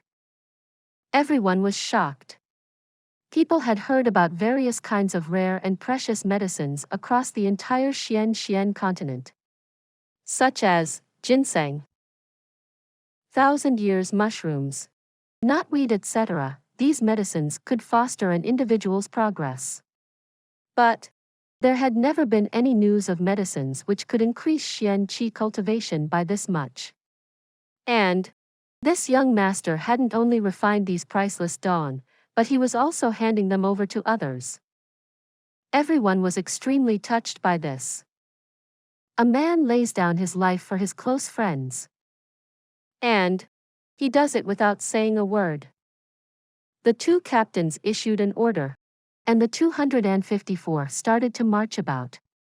They arranged themselves in a manner that each man was separated from his adjacent comrade by a distance of 3 meters. Then, he looked upwards, and swallowed those 3 precious pills down. After that, they sat down cross-legged and solemnly focused their attention on their respective dantians to absorb the Xian Qi from the dawn. Jun Moxie stood in front of them in an outwardly light and easy manner. However, he had concealed throwing knives in his hands as a precaution. He was in his own home at the moment, but he couldn't dare to show the slightest of negligence at this juncture. Over 200 men would promote their cultivation altogether. Such a thing was unprecedented. Therefore, Jun Moxie had taken extreme precautions. A tower was located some distance away from the training area. Jun Wuyi had been watching the show from the sidelines. He grinned and murmured, "I knew that this brat had kept a lot to himself. And I was right. Upgrading the 254 of them together, this is amazing." Grandpa Jun snorted. Moxie should use those medicines, but he shouldn't use them indiscriminately. Dangerous situations can arise if the news of this matter were to spread out. An ordinary man doesn't need to hide behind a wall. But these medicines are capable of causing mishaps that can doom my Jun family to eternal damnation in an instant. Wu Yi, we must be extremely careful. It is better to bury these medicines into the ground if their source was threatened with exposure. I won't let anything happen to Moxie. Do you understand? I understand. Jun Wuyi gave a profound nod and said, "The lure of these medicines can bring about the Jun family's doom. We shouldn't take risks if there's any scope of problems." It's better to miss this opportunity than to take the risk involved. Good. Grandpa Jun then looked at his grandson. A look of love and affection emerged on his face as he continued. The timing of these medications' consumption should also be precise. And the beneficiary shouldn't know that his enhancement has taken place because of the dawn. Do you know how to go about it? Jun Xie gave a slight nod. My body had been crippled for 10 years. But my mind hadn't gone to waste. I coincidentally developed a method to enhance my cultivation. I'll simply ask people to use the same method. That's all. Jun Zhantien narrowed his gaze. Then, you're putting yourself at risk? The third Master Jun smiled in a calm and tranquil manner. Be at ease, Father. I know what's going to happen. But no one is likely to search for Xie in regards to this matter. You'll have to be extra careful. Grandpa Jun nodded and didn't say anything for a while. Then, his eyes shone with a cold light. After that, he spoke in a dignified manner. I want every intel on these 254. I want to know about their experiences and their connections. I want to know about their friends, their families, and anyone else they may be come into contact with. Even neighbors, or perhaps even lovers, even the prostitute *yes they may be intimate with. You will eliminate anyone who turns up suspicious in the investigation. Even if our actions appear baseless or unjust, do you understand? Yes. Jun Zhantien had given the order in a resolute and firm manner. Moreover, it was spoken like a military order. Especially when he had spoken those last words. Even our actions appear baseless or unjust. He had decidedly ordered to kill. So, Jun Xie had given a solemn reply like a subordinate would upon receiving such orders. Jun Xie had only said one word in reply. But the two people had understood that this command was tantamount to a military order.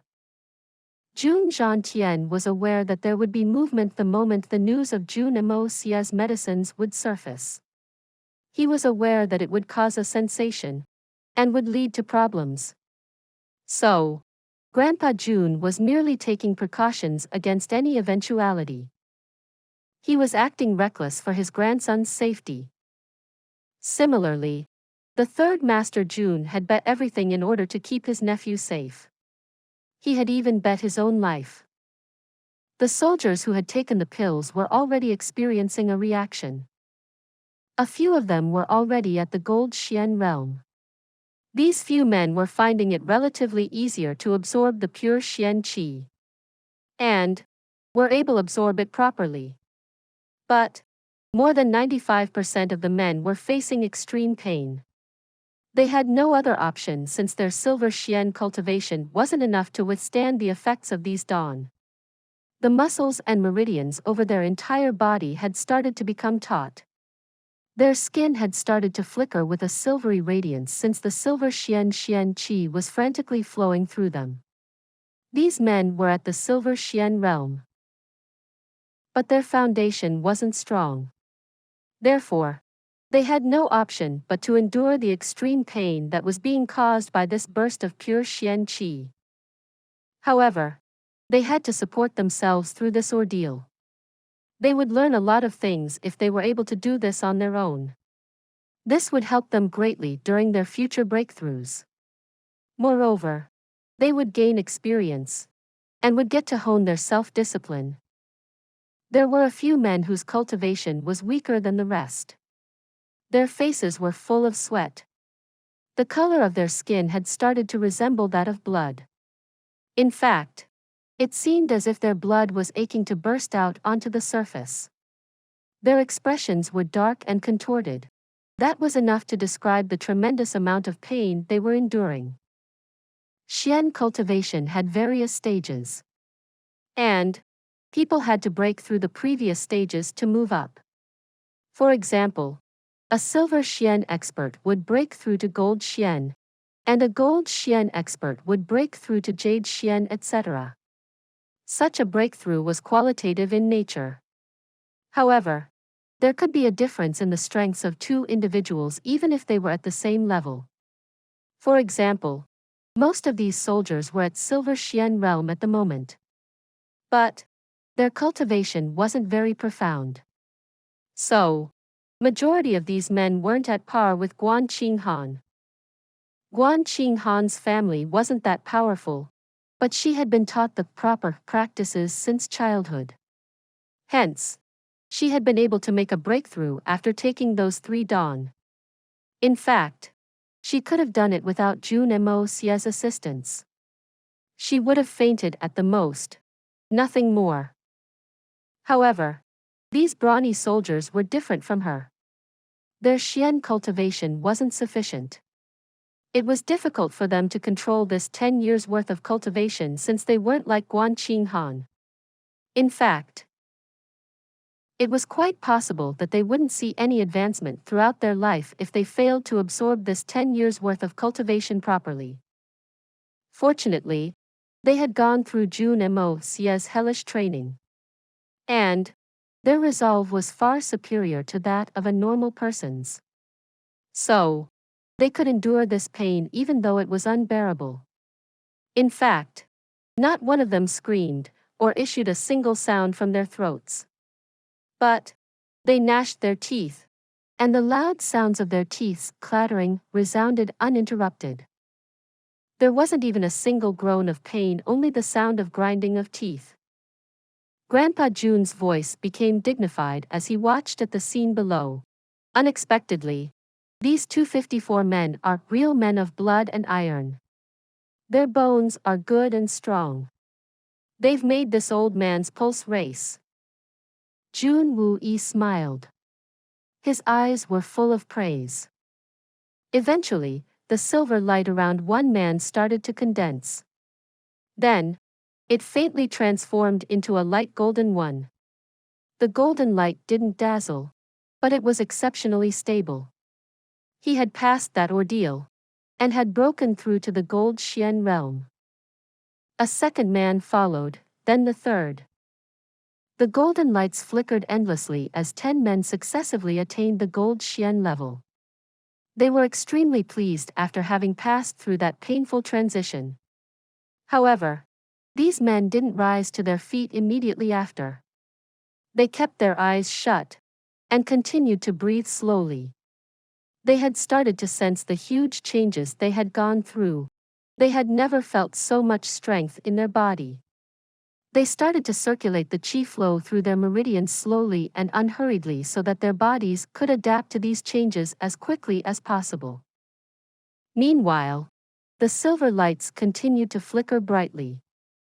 In fact, their radiance increased as time passed. The entire training ground of the Jun family had started to bathe in this resplendent silver color since over 200 men had simultaneously shone bright with that color. These brilliant flashes of light nearly blinded the father-son duo on the tower. The weakest of them are Silver Xian experts. The majority of them are Silver Xian peak experts. A few of them have made it to the Gold Xian, and the strongest 4 are at the peak of the Gold Xian realm. Grandpa Jun gasped. If these troops are sent to the battlefield, they won't be sent to the battlefield. They aren't ordinary soldiers anymore. Jun Xie spoke unenthusiastically. They will only fight for Moxie now. And sending them to a battlefield would be a waste. I won't permit such a waste. Moxie had once said that the weakest of these men would be Earth Xian Peak. I thought that he was just talking big. But now, I don't think that's impossible. 3 months ago, the strongest of them was merely a level 8 expert. This is absolutely astonishing. It is against the will of the heavens. Jun Xie spoke slowly. A divine light of excitement flashed in his eyes. The weakest of them would be an Earth Xian Peak expert.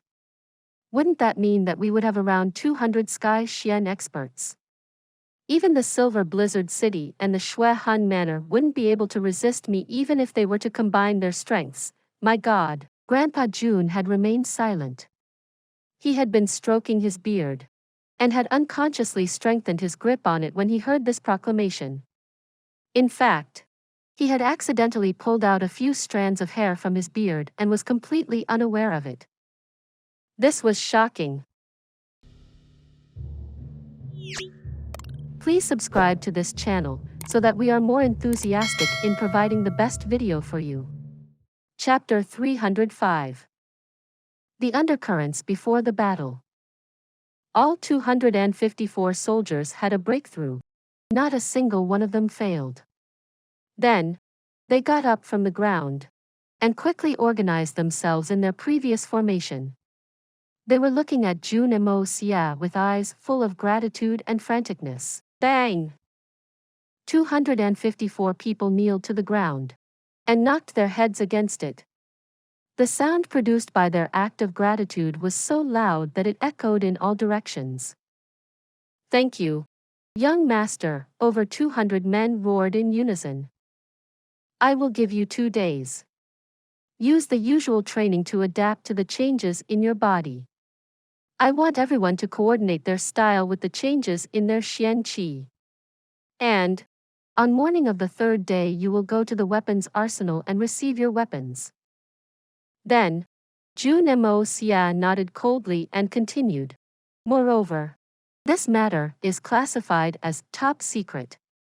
No one is allowed to divulge it to anyone. All of you will be implicated without exception if anyone leaks this information. Yes. Your subordinates would rather die than divulge. Grandpa Jun was still atop the tower. There was a sense of anxiety in his gratified eyes. Moxie's finesse is enough to make a coherent and charismatic leader. He has the prestige. And he certainly has the required genius. But I don't think he's fit to lead the troops. Why? Father, Moxie leads his troops by demanding exact compliance with regard to instructions. His strict discipline has produced such great results. His leadership has transformed these troops into an elite force. So, why isn't he suitable to lead the troops? Jun Moxie was puzzled. He has a very fierce mind. Grandpa Jun snorted. He then sighed. It seemed as if he was looking at something which was perfect, except for one defect. He's a suitable leader for special troops, but not for regular soldiers. The words he just spoke were only the usual threat. But pay mind to his last words. All of you will be implicated without exception if anyone leaks this information. Grandpa Jun sighed again. Moxie didn't hesitate as he stated his fearful doctrine. There wasn't a strand of emotion in his tone.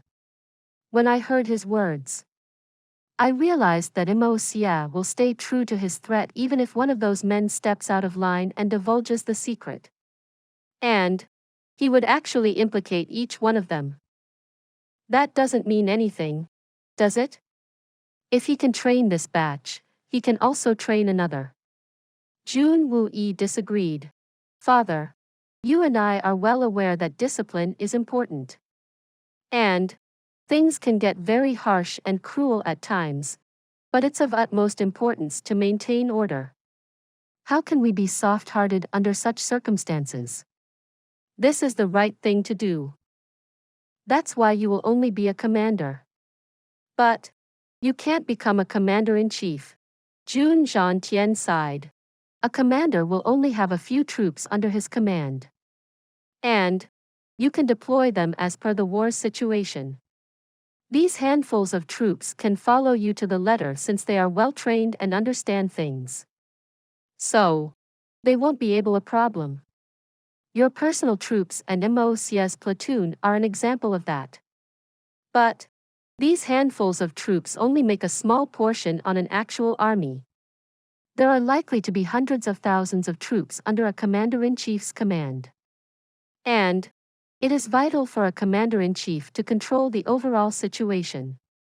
But if you were to act this harshly with all of them.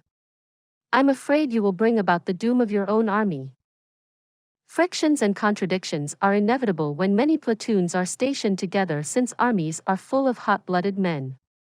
You can have hundreds of dispute within a night of them being garrisoned together. Now, if we followed yours and Xie's approach, you would have all of them beheaded. Jun Xie sighed. A commander needs to be strict and impartial. But a commander-in-chief needs to be tolerant. Being a commander and being a commander-in-chief isn't the same thing.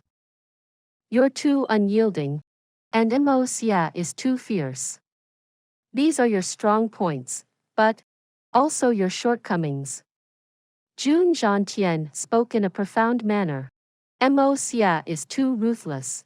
But that is sufficient to protect himself. However, you can still suffer a loss since you act so unyieldingly. That is the primary difference between the two of you. Jun Wuyi stood calmly. He pondered over his father's words and remained motionless for a long while. The harsh training had begun on the training ground. But the intensity of the training was 10 times higher than before. Jun Xie returned to his courtyard and drew a long breath. He had enhanced everyone's skills. Now, the only person who was left was he himself. He had refined those dawn, but hadn't yet tried them himself. I've recently reached the middle level of the Jade Xian realm. So, would the dawn produce good effects? Jun Xie wasn't sure. But he also knew that any positive effects would only tantamount to extra benefits. Therefore, he didn't hesitate as he swallowed a 10 years Dan. However, Jun Xie didn't take the Devil's Heart Dan. The Devil's Heart Dan was certainly very dependable, but this was an opportunity to practice self-discipline. Moreover, this Dan had a very negative impact on the promotion of the spiritual realms. Jun Xie felt an abundance of qi flow in his dantian. He was very delighted by this. This is really useful. As his mind settled down, he realized that I forgot something. He initiated the art of unlocking the heaven's fortune. And his meridians were flooded with powerful waves of qi flow. The imperial edict was issued the next day. As expected, it appointed Jun Wuyi as the commander of the army that was to leave for the Tianfa forest. He would command an army of 20,000. The army would be deployed in the next couple of days to follow. It would depart south towards the Tianfa forest. Every major family would provide assistance to deal with the Xian Beast uprising. Apart from Jun Wuyi, the emperor had mentioned the names of several other people from the major families on that list. Jun Xie's name was impressively high on that list. A few people from the Meng family were mentioned as well. The Murong family was to send Murong Qianjun and Murong Qianli. The Duga family was to send 3 of the heroes and legends. And even the Song family was to send some people. However, against Jun Xie's expectations, Li Yuran's name wasn't mentioned on that list. In other words, Li Yuran wouldn't be heading to the Tianfa forest. How could His Majesty retain such a dangerous person in this hollow capital?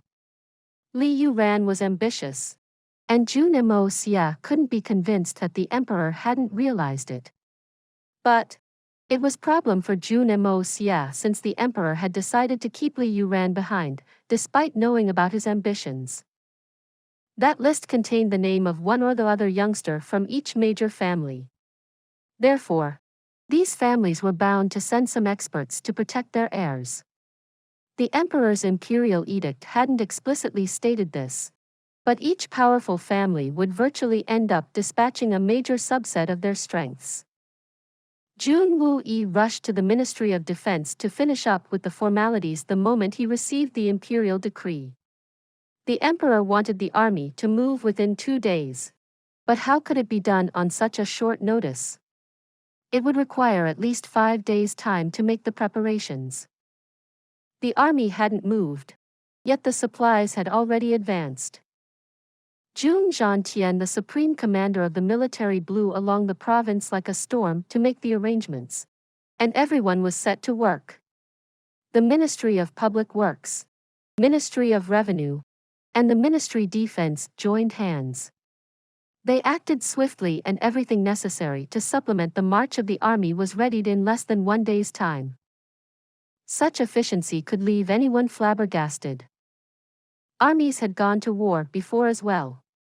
But who had run around to make such preparation without a trace of dawdle in their efforts? In fact, the army would set out, but the army's supplies would never be in position.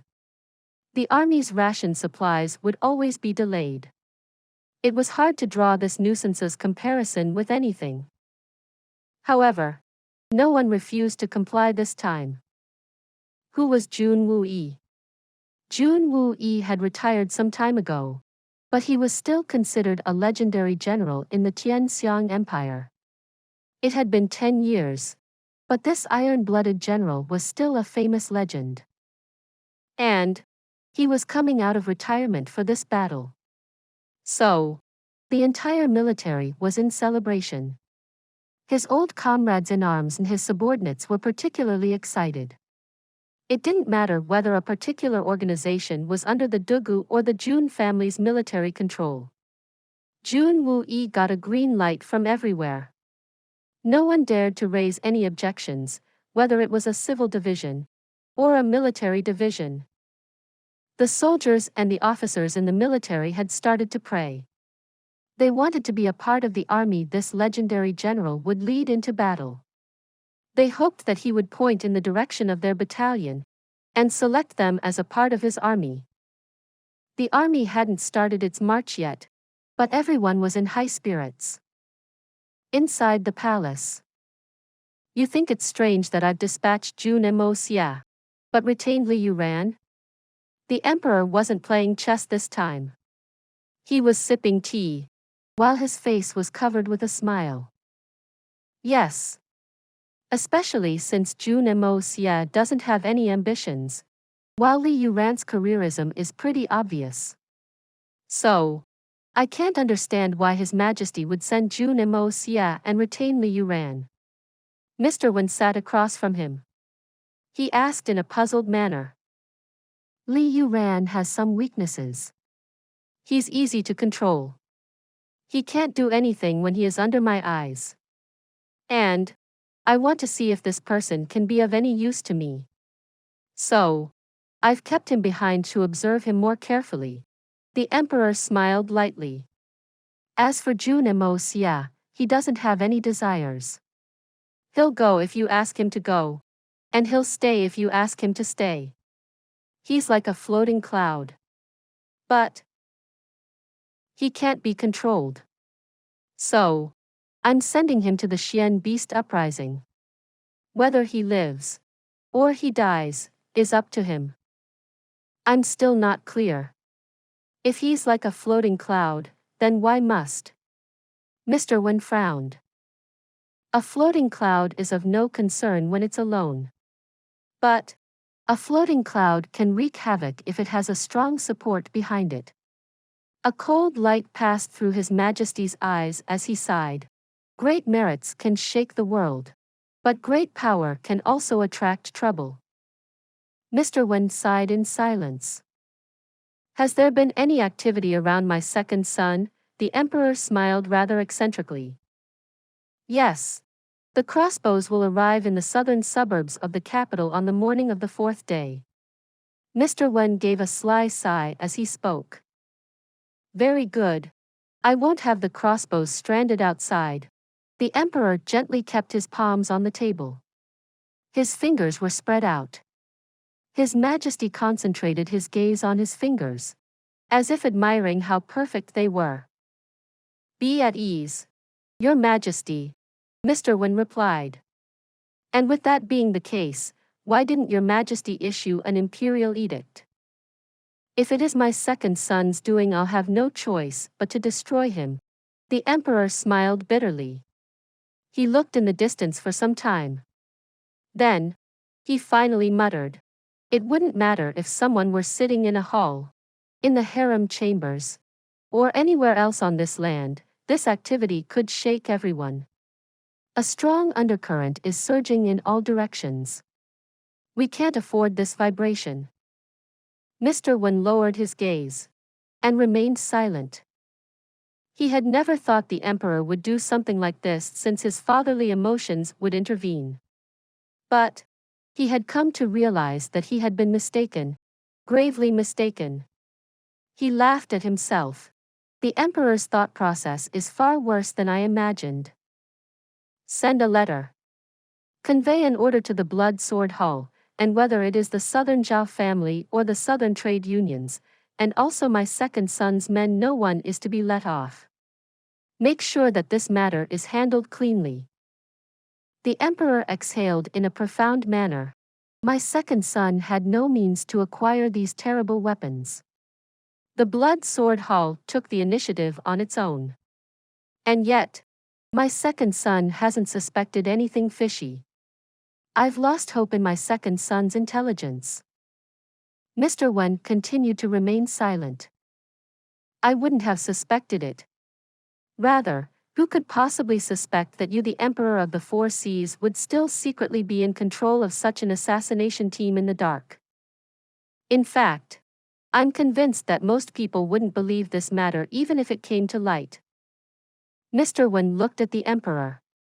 A question rose in his heart, but he was too scared to bring it to his mouth.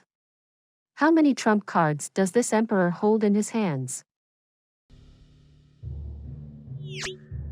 Please subscribe to this channel so that we are more enthusiastic in providing the best video for you.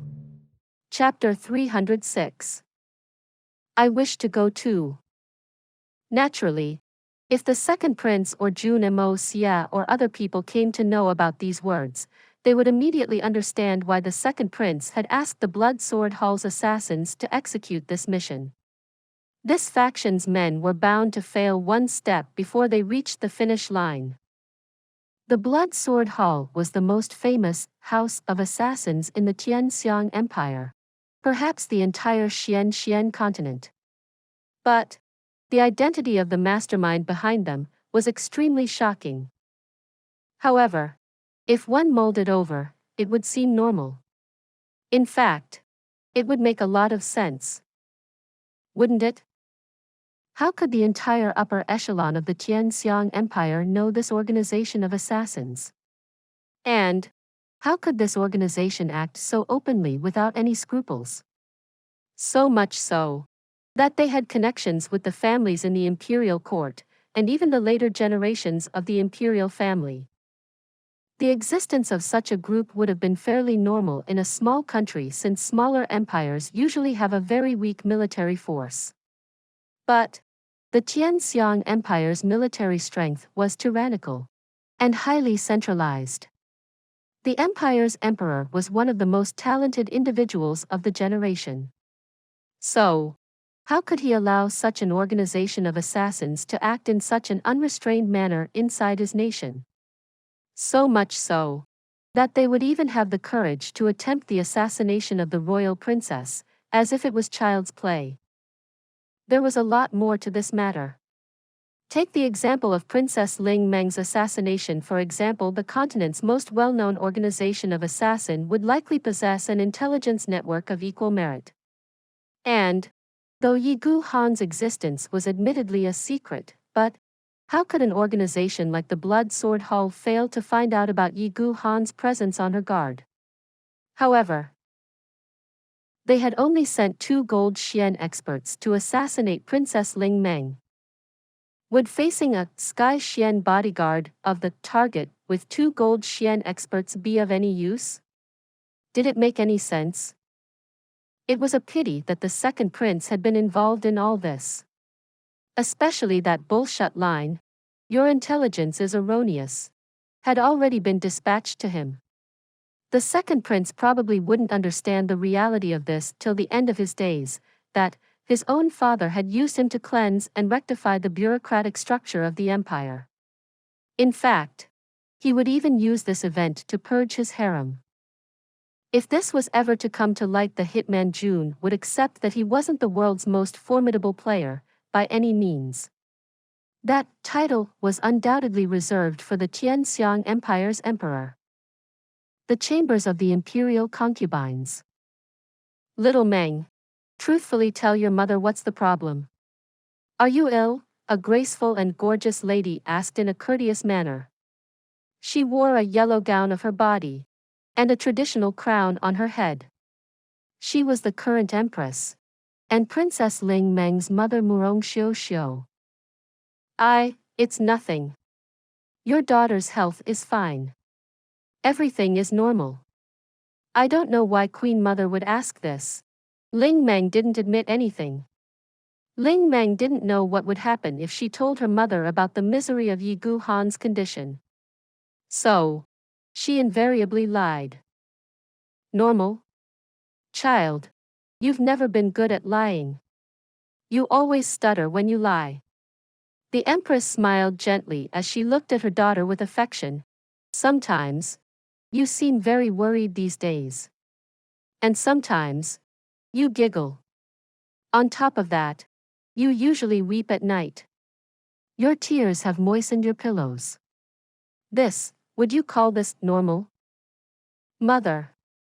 Princess Ling Meng let loose her lovable self. Could your daughter ever lie to you? There's nothing different with me. Could it be? The Empress smiled.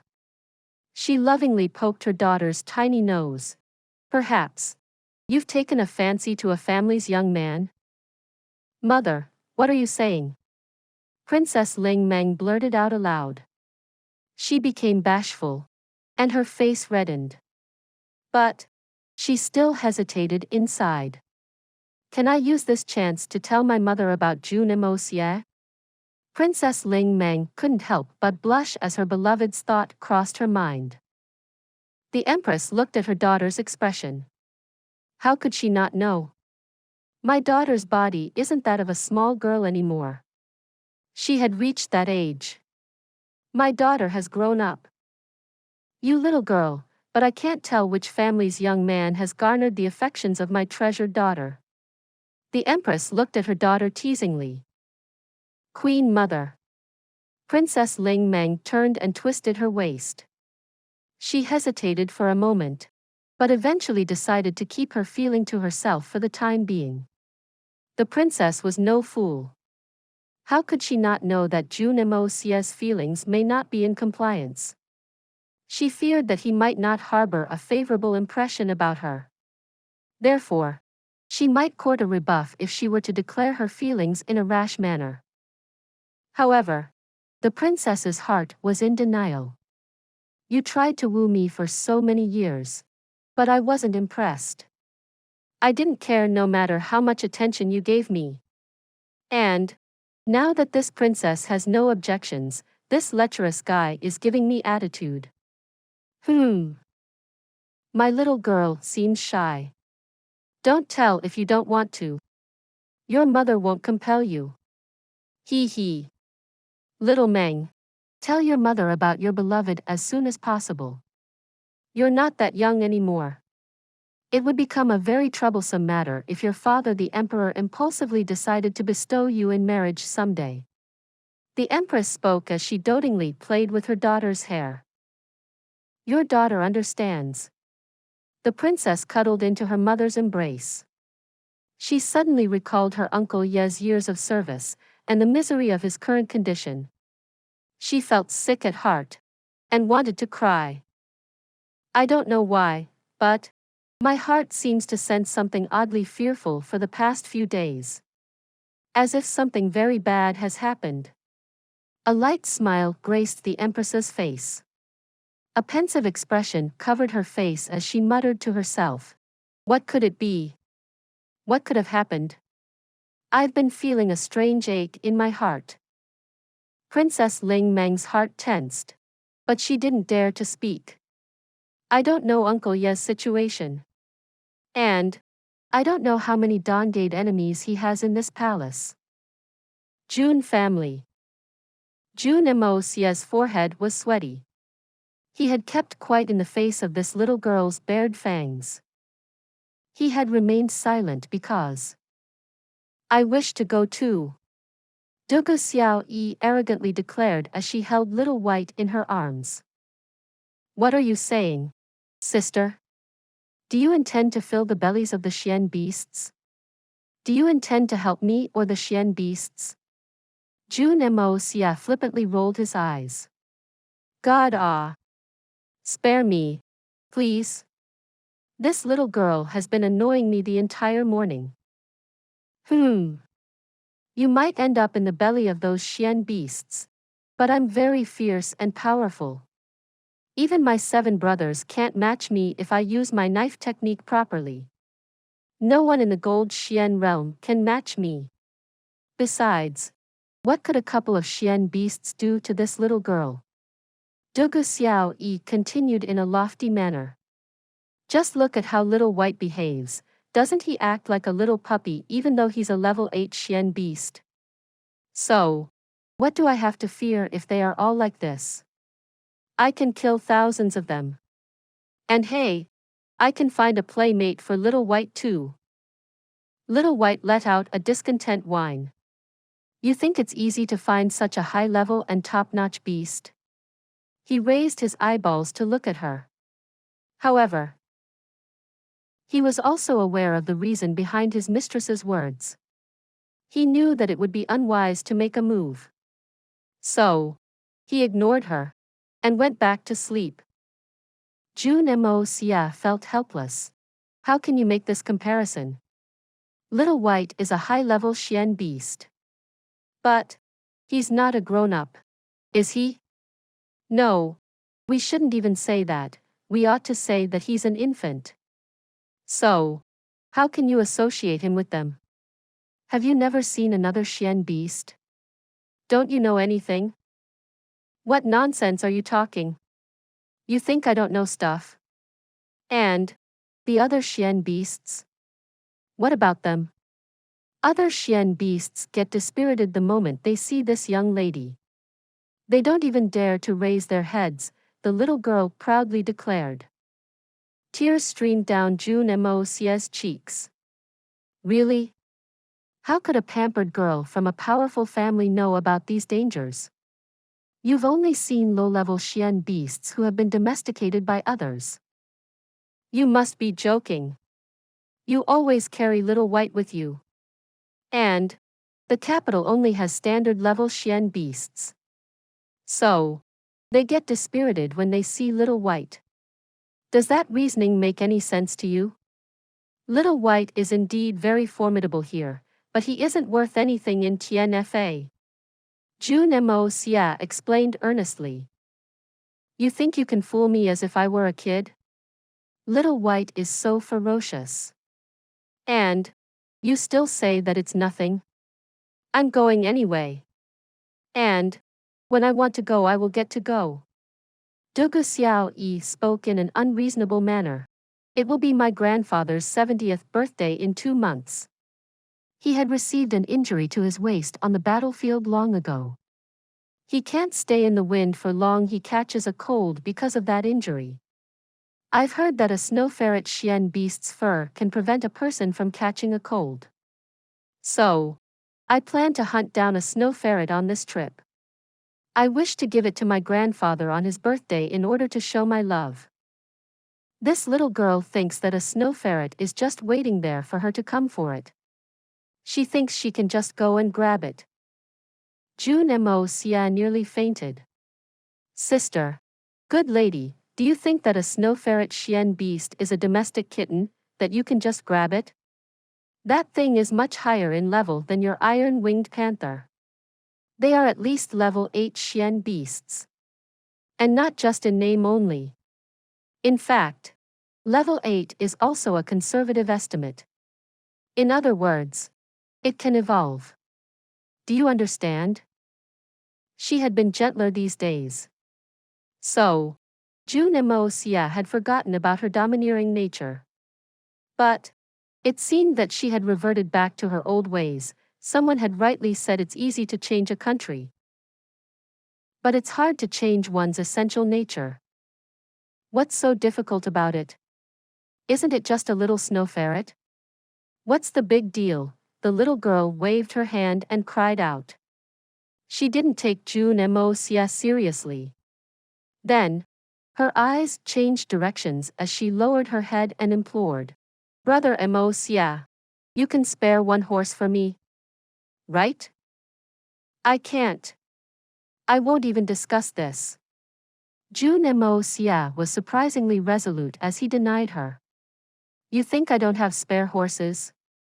Won't your annoying donghua family skin me if something were to happen to you? I'm no gentleman. It will be very troublesome if something happens along the journey. Brother Moxie, I beseech you. Donghua Xiao Yi caught his arm and looked at him in a frail and lovable manner. Out of the question. It's no use to tempt me. Jun Moxie snorted. Then, he thought of something and added, tempting a Jun man has never been of any use. You think you can be pleased with yourself? Donghua Xiao Yi snorted, spat and stuck her tongue out. I'll just go with my elder brothers if you won't take me. You think I need your charity? You think I can't go to TNFA if you refuse to take me along? Do as you wish. Jun Moxie spread his arms. I'm fine with everything as long as I don't have to take you. If your 3 elder brothers are willing to take you, they've saved me. They'll have my thanks for sharing the burden. Please subscribe to this channel so that we are more enthusiastic in providing the best video for you. Chapter 307. The Crossbows have arrived. But I wish to go with you. Following you will be quite amusing. You're not very restful by nature. So, the journey will be very interesting. How could it be any fun to go with my 3 foolish elder brothers? Donghua Xiao Yi instantly realized that her trick had been ineffective. So, she shamelessly turned to a new approach. It was clear to Jun Moxie that the little girl's 3 brothers had flatly rejected her request to accompany them. So, she had come to annoy him. Why else would she come to me? I've told you. It's not going to happen. You're not to get involved on this trip. So, you can forget about leaving this place. It was like Jun Moxie's heart was made of iron and stone. He wouldn't concede. No matter what. You will accompany my sister-in-law at home. You can't go to a place like that. It will be hard to look after you. We're not going on an outing. I don't understand how she'll keep me company. Anyway, she won't be accompanying me because I'm going to TNFA. A cold voice spoke out. Jun Moxie's spine became stiff as he heard those words. He turned his head to look. Wasn't that Guan Qinghan? Guan Qinghan had been feeling as if something was wrong with this matter of marching south to the forest. Not many people knew about their issues with the Shui Han manor. But most of the influential families knew about it. The imperial palace was obviously no exception. And yet, they mentioned that Jun Wuyi and Jun Moxie were to go. Why would they do that? Jun Wuyi would have to lead the troops into battle. So, that was acceptable. But why had Jun Moxie been dragged into it? This had worried Guan Qinghan. And what she was most worried about was, what if the Shui Han manor tries to use this opportunity to create problems for Jun Wuyi and Jun Moxie?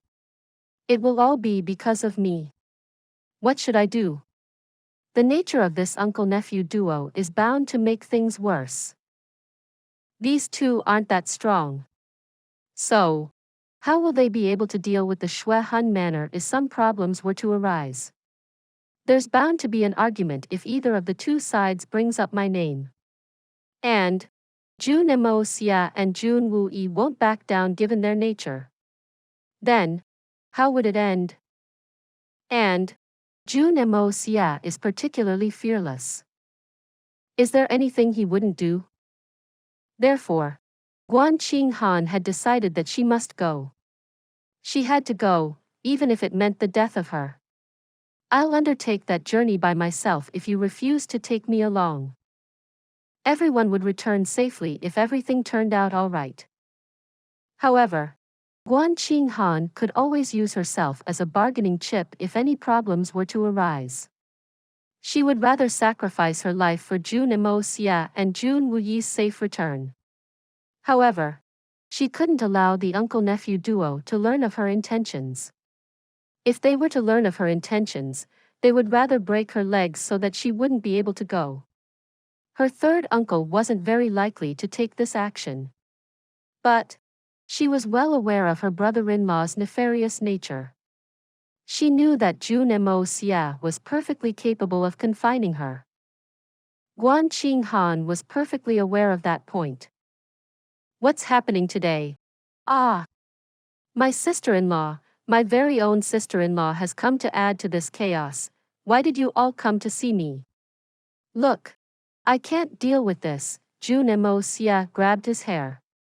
It seemed as if he had been driven mad. Don't come to me if you wish to go to TNFA. I've already said no. So, go to third uncle. Your decision in this matter is your business. But, whether I go or not is mine. Guan Qing Han looked unenthusiastically at Jun Moxie. Then, she quickly pulled Dugu Xiaoyi and left without consulting anyone. However, Dugu Xiaoyi gestured towards Jun Moxie with her eyes to demonstrate her protest as she left. Her thought behind this gesture of protest was simple. I'll be nice as long as you don't make trouble for me. And love me. Jun Moxie's mouth twisted wryly. On the afternoon of the same day, Jun Moxie and his over 200 imperial guards divided into groups and disappeared from the Jun family's residence. Later that night, Grandpa Jun's tall body stood sturdily in his courtyard. He said something to the 10 shadowy figures that stood in front of him. Then, the 10 figures dispersed and disappeared from the courtyard without a trace. Grandpa Jun sighed and asked Old Pang, who stood beside him, when will they reach? Old Pang thought for a moment and replied, approximately by tomorrow evening. The old man frowned and spoke.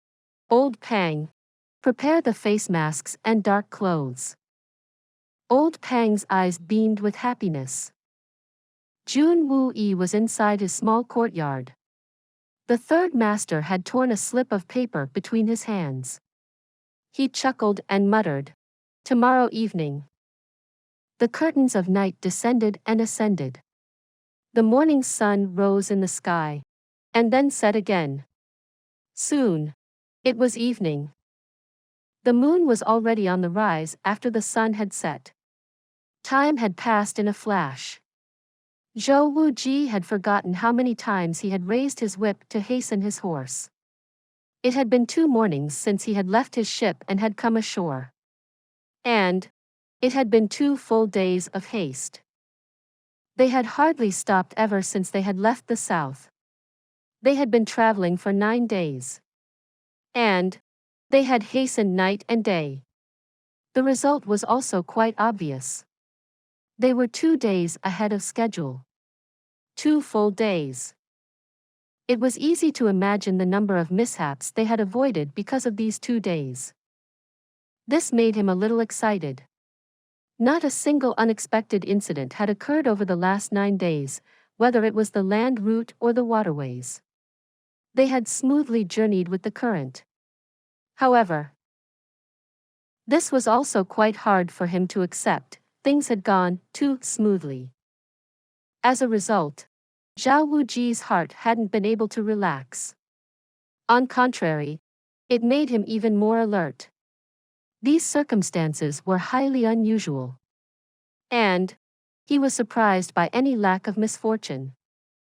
Ever since he had received this job, the Zhao family's head, Zhao Wuji had tried to understand what this represented and what it meant. But to his regret, it was already too late by the time he figured it out. This was because the manufacturing had already commenced by the time understood this matter. The second prince is up to something. However, what would a prince wish to manufacture with these things?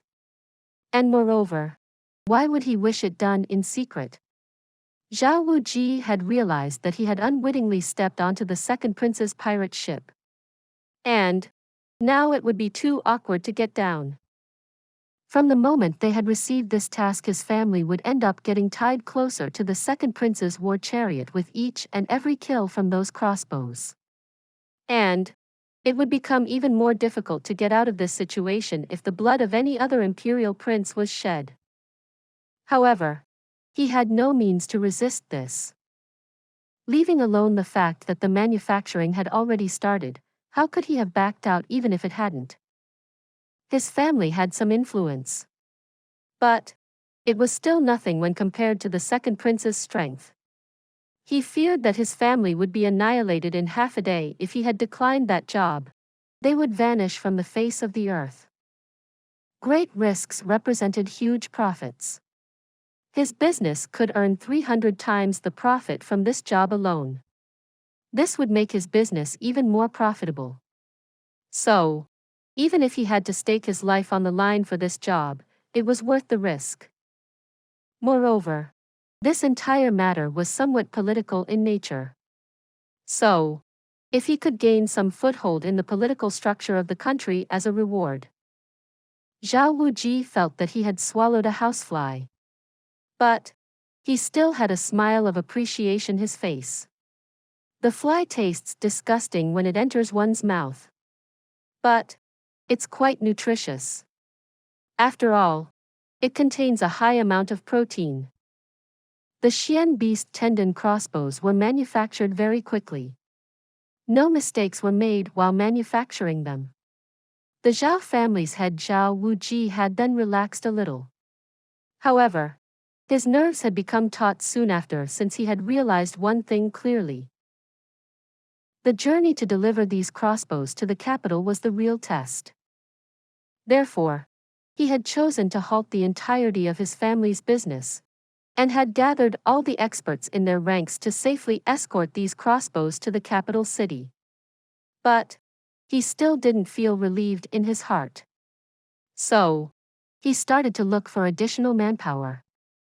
He incurred a massive cost and engaged the vice president of the Southern Trade Union to personally lead experts who were to escort the cargo, just to ensure complete safety.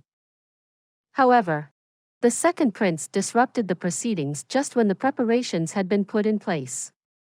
He had sent the troops from his elite guard to escort them. This was done to ensure absolute safety. But this matter scared Zhou Wuji. It had seemed to him that the preparations he had made were quite sufficient. In fact, he felt that they would be more than enough to deal with any eventuality. However, the second prince wasn't even remotely comforted. This was a very serious matter. So, it was quite possible that the cargo would find itself ambushed by an unusual and exceedingly strong force. The strength of the original escort convoy wouldn't be sufficient to deal with the matter if this were to happen.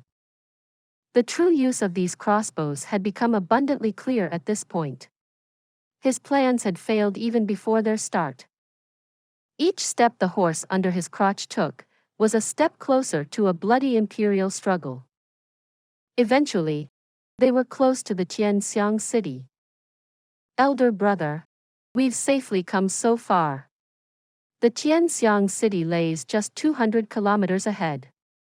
Even if someone wanted to intercept us, I don't think they would be able to commit such a huge crime so close to the capital. A slim man walked his horse beside Zhao Wuji. He was smiling and looked gratified. It seems that we were worrying so much for no reason. I really didn't expect things to go so smoothly. It seems that the second master's arrangements for secrecy were genuinely outstanding. This slim man was Zhou Wuji's younger brother, Zhao Wutian. He was also one of the very few people in the Zhao family who was aware of their client's identity. I hope so. Zhao Wuji sighed as he looked at the darkening sky. He suddenly felt that the gray heavens were transforming into a giant black hole. He felt as if this black hole was sucking him and his family into it, and he didn't have the strength to resist such a thing. Only the last stretch of the road remains. Everyone is to raise their spirits and use the entirety of their remaining energy to reach the capital as soon as possible so that we can deliver and unload the goods. Our responsibility will be over with that, and we can finally relax then. Zhao Wuji breathed out. He lowered his head as he tried his best to disperse those gloomy and chaotic thoughts. Yes. Zhao Wutian responded, and quickly slowed down his horse. He then took out a small banner from his bosom, and quickly waved it twice in the air. The whole caravan was moving quite fast anyway. But it suddenly started to move even faster. There was a sudden sound of urgent hoofbeats. A tall and sturdy middle-aged man quickly caught up. He was atop a red horse. His wind-blown and travel-weary face had an impatient look on it. Zhao family's master. There's not much distance to the capital now. So, there's no need to hurry like this, right? We brothers have been scared and jittery the entire route since we've been hasted throughout. We're exhausted. The sky is also getting darker. I don't know how hard the road will be at night. Things might change under the dull light of the night sky. I suggest that we find a place to set up camp for the night. Then, we can start again tomorrow. We are anyway ahead of the agreed schedule by 2 days. So there is no need to hurry since we'll have plenty of time in the morning. Right? The man speaking was the South Trade Union's Vice President Meng Xiaosong. Please subscribe to this channel so that we are more enthusiastic in providing the best video for you. Chapter 308. I've come here to rob. He had been restraining a belly full of anger that entire journey. The man didn't even know what he had been escorting. This entire journey had been an unusual mystery to him. On top of that, they had hastened the entire journey. As a result, he and his 20 men were nearly falling apart due to exhaustion. Moreover, nothing unusual had happened since the beginning of the journey. Isn't this just pure and unnecessary torment? The Zhao family's men seem to be very serious. It seems like their mothers have died. And then there are those other bastards. God knows where they've come from. Those guys have acted so arrogantly, as if my men are just meant for odd jobs. Would the Emperor's imperial bodyguards have acted like that with me if they were here instead of this bunch? Meng Xiaosong had been left feeling very gloomy because of all these factors. They had hurried the entire journey. Their buttocks had been segmented after riding their horses for the entire day. So, they had all sighed with relief when night fell. They had just started to think that they could finally rest, that they would look for a decent tavern and enjoy a good wine. They were in the mood to find a young woman to have a good time with. But they had unexpectedly received a command to accelerate their pace further. This is against the will of the heavens. Isn't this completely unreasonable? Every mission I take becomes a scenic tour. So, why are you giving us such a hard time? Do you think that I would have personally come on this trip if it weren't for your promise to pay an insanely high price of 50,000 silver taels? However, I've given you the respect of a man. So, don't think that you can work me like a donkey. That is why Meng Xiaosong, the vice president of the Southern Trading Union, couldn't bear it anymore. So, he asked in a rude and loud voice. It's of great importance. We have no choice but to be vigilant. Vice President Meng is extremely magnanimous. But still I ask him to forgive us for this. Zhao Wuji forced a smile and cupped his hands. Bullshit. Of great importance. Of great importance. I must have heard this line 800 times over the course of this journey. I'm sick of the trouble you've been giving me. Zhao Wuji, I advise that you give us some respect. You're paying us a lot of money to protect your convoy on this trip. But we are not the Zhao family's hired errand boys. You must understand this point very clearly. Don't think that we're dim-witted pigs. Meng Xiaosong was anxious. He had heard that line, great importance, so many times over the course of the journey that it had caused calluses in his ears. So, he couldn't help but explode when he heard it again. Zhou Wuji forced a smile. He was about to give an explanation because it wouldn't do to have his own side stuck in internal strife.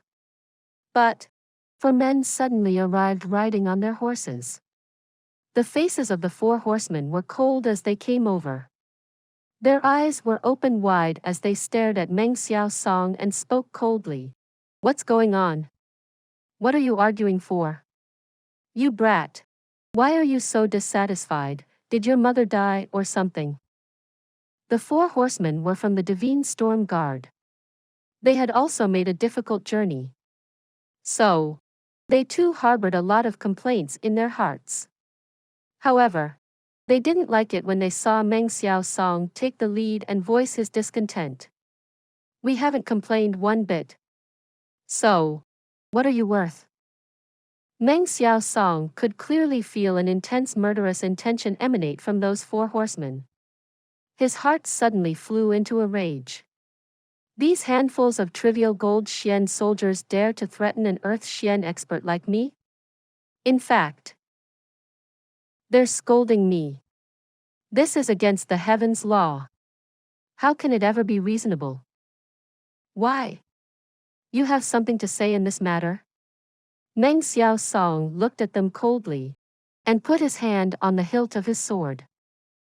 However, Meng Xiaosong instantly regretted doing that because 10 other warriors suddenly crowded around him. Their swords made ringing noises as they shouted and unsheathed them. Their blades glittered with a cold light. Then, those warriors suddenly charged towards them without saying another word, and slashed down mercilessly with their swords. Insane. You're insane. They were many in number, but they were only at the Gold Xian realm. So, they shouldn't have been much of a problem for someone like Meng Xiaosong who was at Earth Xian realm. However, action of the Divine Storm Guard had been completely unexpected since they were all companions for the duration of this trip. Meng Xiaosong's face had made it obvious that he wasn't exactly happy, but he hadn't done anything as of yet. But those men had suddenly started to attack without saying anything or giving any reasons. The other party wasn't even ready. Stop. Everyone stop. We are all on the same side. Zhao Wuji had started to sweat profusely. But he rushed over to mediate. Slam. Slam, they had finally withstood the first round of the siege. But just then, another horseman came over with the intention to attack them. Those men weren't very strong, but their disposition when mounting an attack was that of one soldier filling the gap left by a toppled comrade. They wouldn't give up unless they had defeated the enemy. Zhao Wuji was extremely anxious. He was barely able to speak. Everyone, we're on the same side. We're all going to the capital for a major event. So, why are you attacking friendlies? After several efforts to mediate, both sides called for a halt. The second prince's imperial bodyguard was accustomed to oppressing people. So, how could they tolerate Meng Xiaosong? So what if your cultivation is at Earth Xian realm? Many Earth Xian exerts have died by our brother's hands. How could you be any different? We see that you're Earth Xian, and we are merely Gold Xians. But us brothers are the imperial family's sworn bodyguards. We're the government, and you're the commoner. We'd get it if you were a sky xian or higher. But how can you dare to display such a temperament when you're not? We'll brand you a traitor, you idiot. The imperial bodyguards maliciously looked at Meng Xiao Song's fleshy butt. We've heard that many serious felons are into boogery. Meng Xiao Song had flared up in the beginning. But he had calmed down after Zhao Wuji had whispered a few words into his ears. These men are from the imperial bodyguard. These softly spoken words had immediately dispelled Meng Xiao Song's anger. In fact, they had terrified him. People hadn't fought with government officials since the ancient times. This was the eternal and steadfast norm since time immemorial. An imperial bodyguard could kill a local official without any justification, and no one would say a word. So, what value did a person from the southern district hold? And that too someone with a business house in the southern districts? No wonder Zhao Wuji was acting like an obedient grandson. This assignment is tantamount to royal service. Could we dredge up a semi-official position after this assignment is over? Meng Xiao Song started to look at those imperial bodyguards in a flattering manner as this thought crossed his mind. Then, the convoy resumed its journey. The mood had become quite harmonious because of that little tiff. There was a tall mountain up ahead. It was called the Tianxiang Iron Wall. It was like a natural rampart that protected the capital. One could vaguely see the Tianxiang city after they had climbed the top of that mountain. The mission could be considered as 99% complete after they had reached the mountain. They could finally sigh with relief. Zhao Wuji raised his palm and ordered a short rest at the foot of the mountain. Those on foot unloaded their pots and pans and started to prepare a meal. Everyone was to eat till they were satisfied, and then continue onwards with full speed to cover the remaining distance. The sooner they were inside the city walls, the happier they would be. Those brothers were happily laughing together. The smoke rose from the iron pots and disseminated the smell of rice. A barbecue was supported on iron frames. Its smell drifted in the air. Everyone swallowed their saliva with the greatest of greed in their eyes. Their spirits had been repressed the entire journey, and their bodies were extremely tired. It had been an unbearable trip. However, they could finally relax and gorge themselves. Serve the meal. Zhao Wutian shouted happily. He picked up a large iron bowl and advanced. He, serve the meal. You think you'll get to have a meal, that you'll gorge yourselves? You devils. The time is very limited. Go to hell and eat a meal there, a measured voice sneered.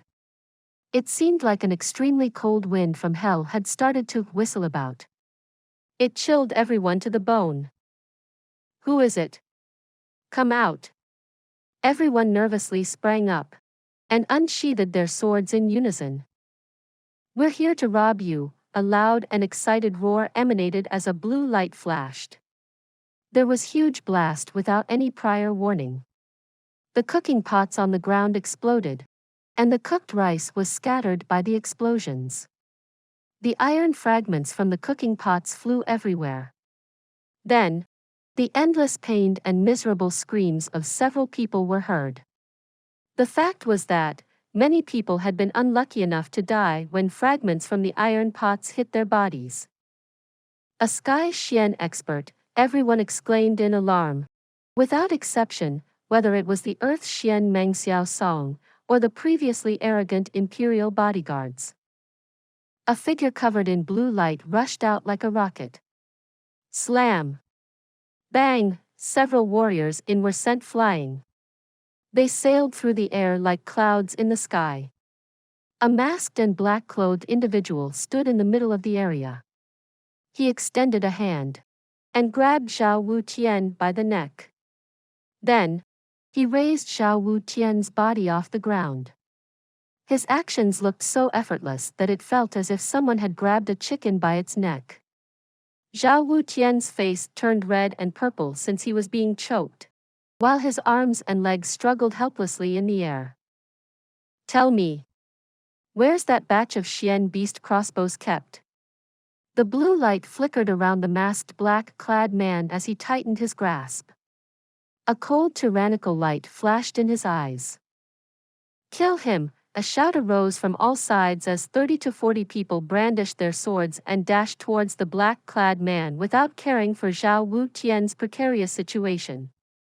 Meanwhile, Zhao Wuji shouted with a sense of urgency in his tone, "Careful, my younger brother." Then, another excited roar emanated from the pitch-black mountain woods. This roar literally shook the ground. A second figure, his face hidden behind a mask, and body dressed in black clothes, suddenly rushed out. He too was covered in a blue light. He wielded his sword in left hand, and warned of the impending slaughter with his right. The first black-clothed and masked man looked at Zhao Wutian and spoke in a cold tone. Zhao Wutian was struggling helplessly in his clutches. The masked individual's voice didn't have the slightest trace of emotion as he asked, "It'll be extremely bad for you if you don't speak. And don't tell me it's inside the carriage. I won't be fooled by such a childish lie. You'll only meet one end if you dare lie to me, death." In. Zhao Wutian's legs flailed in disarray, and his eyes belied his fear. A yellow ray of light flashed through him at that moment. He screamed and twitched for a moment. Then, he went limp. Bastard, the black-clothed man cursed in rage and pounced. The nearly 500 men in the caravan were thrown into complete disarray. Zhao Wuji let out a mournful and miserable scream in the midst of all that chaos. "Little brother." He was suddenly filled with the desire to pounce at the warriors from the Imperial Guard. "You killed my younger brother." The warrior who was faced with Zhao Wuji's accusations was actually the head of the Second Prince's Divine Storm Guard, Zhang Xiao. He became even more ferocious when he saw the Zhao man becoming angry. His face became red, and he sternly shouted, "Zhao Wuji, you dare to go against the second master? Your younger brother craved life and feared death. He would have divulged the secret if I had taken action any later. My decision to kill him was the proper thing to do. It was a natural course of action. A catastrophe would have befallen everyone if he had been allowed to reveal the secret. And every member of your Zhao family would have been beheaded because of it. You fool." Zhao Wuji trembled all over. Then, he came to complete halt. He had nowhere to vent his grief and indignation. So, he suddenly let out a violent roar. He then turned towards the first masked and black-clothed man, and dashed towards him. Please subscribe to this channel, so that we are more enthusiastic in providing the best video for you. Chapter 309. I will only observe. I won't even speak. Someone shouted from midair. "Great Senior. We might as well kill everyone and then look for those crossbows." These people were escorting those crossbows. So, the crossbows couldn't have flown to the sky, isn't it? A figure covered in blue light shot out. The glittering blue light of his sword illuminated the surrounding radius of 3 meters. That person's appearance gave rise to wretched howls. This individual slashed at the crowd and opened a bloody path for himself at the cost of an individual who was sent spinning. He then killed his way into the middle of the battlefield. Zhang Xiao shouted loudly, "Everyone, encircle them. Cooperate and form an iron barrel to kill them. Resist the enemy." Everyone responded and rushed forward. The roar to kill emanated from all directions as the Imperial Guard drew close to the center. They weren't a match for these 3 Sky Xian experts. but they gradually managed to stabilize their position and disposition. A faint sigh emanated from the top of a tall tree. However, no one could be seen on it. The young Master Jun had been hiding on that tree. Jun Moxie was endlessly shaking his head as he watched at the battle. Those three individuals had been killing everyone without any reason. This had left him speechless. They are such unprofessional robbers. I don't know what nonsense that great Master Lei Wubei has taught these guys. Jun Moxie had obviously realized that those three black-clad individuals were the three remaining disciples of Lei Wubei's. After all, he was all too familiar with them. These three have a higher chance of messing up than succeeding. What a waste. Ah! A robber has to arrive in silence and attack at once. But, you guys unexpectedly found it important to say a few words before you attacked. This had left Jun Moxie speechless. This is all nonsense. There was no hope for your robbery plans. Ah. But, you've disturbed this young master's perfectly crafted plan as well. So much money spent. So much physical effort expended. Luckily, Lei Jianhong didn't say, "This mountain is mine, and I have planted this tree. So, you'll have to pay a toll price if you want to cross," or something similar. Otherwise, that would have annoyed Hitman Jun beyond reasonable limits, and he would have fallen head first down the tree. Jun Moxie had started ahead of time, and had led his personal guard to that place a day before. They had dug up the pitfalls, and had concealed their presence. In fact, Jun Moxie had even distributed a pill to each one of his men. This pill would assist to suppress their aura. Over 200 men had systematically arranged themselves in hiding in the woods nearby. Naturally, they had already dug underground caverns, and were now hiding inside them. They would start like thunder the moment that caravan would enter their encirclement. They would have seized the items, and quickly fled. These three people attacked the caravan before it fell into my encirclement. These feckers have left me speechless. Jun Moxie quickly spread the news amongst his men. He told them to be calm and motionless. They would first see the result of that battle. He analyzed the situation. Those three are obviously quite powerful. It won't be easy to succeed against them. Ah. Moreover, this has turned into a dog-eat-dog type of battle. I'll have to come up with a new plan. Just when Jun Moxie was thinking this, Lei Jianhong rushed forward and issued a low whistle. Suddenly, the loud rumbling sound of orderly footsteps echoed. A huge group of black-clothed and masked men rushed over and joined the battle at once. The deadlock between the two sides was broken in an instant. The Divine Storm Guard's leader Zhang Xiao was hit on the chest by a palm. He sprouted blood from his mouth as he was thrown back. However, he extended one hand behind his back and pulled out a fire rocket from the back of his belt. Then, he shot it skywards. Suddenly, a bang sound was heard. The night sky was lit up by the firework. A vivid image of a pair of blood-red swords had taken shape above. It seems that the Blood Sword Hall had also hidden themselves in this area. Now, let's wait and see which side is stronger, and which is weak. In any case, I'll just sit here and watch the two tigers fight. I'll let them fight till they are spent, and then I'll reap the benefits. Jun Moxie was crouched atop a tree branch like he was seated on a horse. The branch moved up and down because of the wind, and the movement's rhythm was extremely weird. If he was to show himself, and someone was to see him, they'd believe that he was doing something secret and private with the tree. The young Master Jun supported his chin in his hand. He calmly waited engrossed. This is so lively. Blood Sword Hall. Lei Wubei's disciples and Li Yuran's secret experts. It's better if they all suffer serious losses in this battle. In fact, it would be best if they all die. He wanted this to happen, but he didn't have very high hopes for the same. Anyway, I'll just observe. I won't even speak. It was such a pity that the resulting outcome had been contrary to everyone's expectations.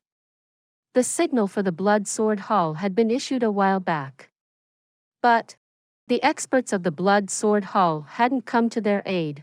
Not even a single shadow had arrived. The lonely mountain was mostly quiet. Only the murderous yells could be heard. The residual light from the bonfires was lighting up the deathly pale complexion on the faces of Zhao Wuji's men. I genuinely had more support. But you were only bluffing. Lei Jianhong sneered as he taunted. This is awfully amusing. This bluff trick may work on others. But it won't work on me. You couldn't play me, but you managed to play with your own chances. It looks like you're impatient to leave this life.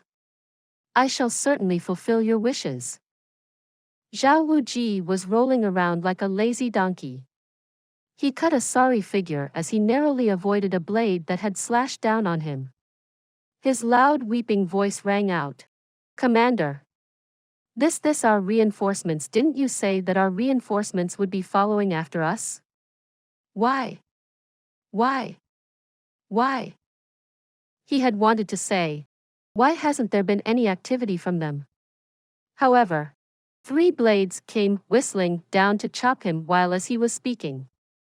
That interrupted his speech 3 times. And it ended up sounding like he was stuttering. How would I now? You think I'm not worried? Zhang Xiyuan Xiao cursed in rage. Worry about your little life first. The Li family's elite warriors led by the 3 Sky Xian experts had gained an overwhelming advantage by now. They had pressed their enemies hard, step by step. And Zhao Wuji's men had been compressed into an extremely small and circular formation. A little over 100 men had survived on Zhao Wuji's side.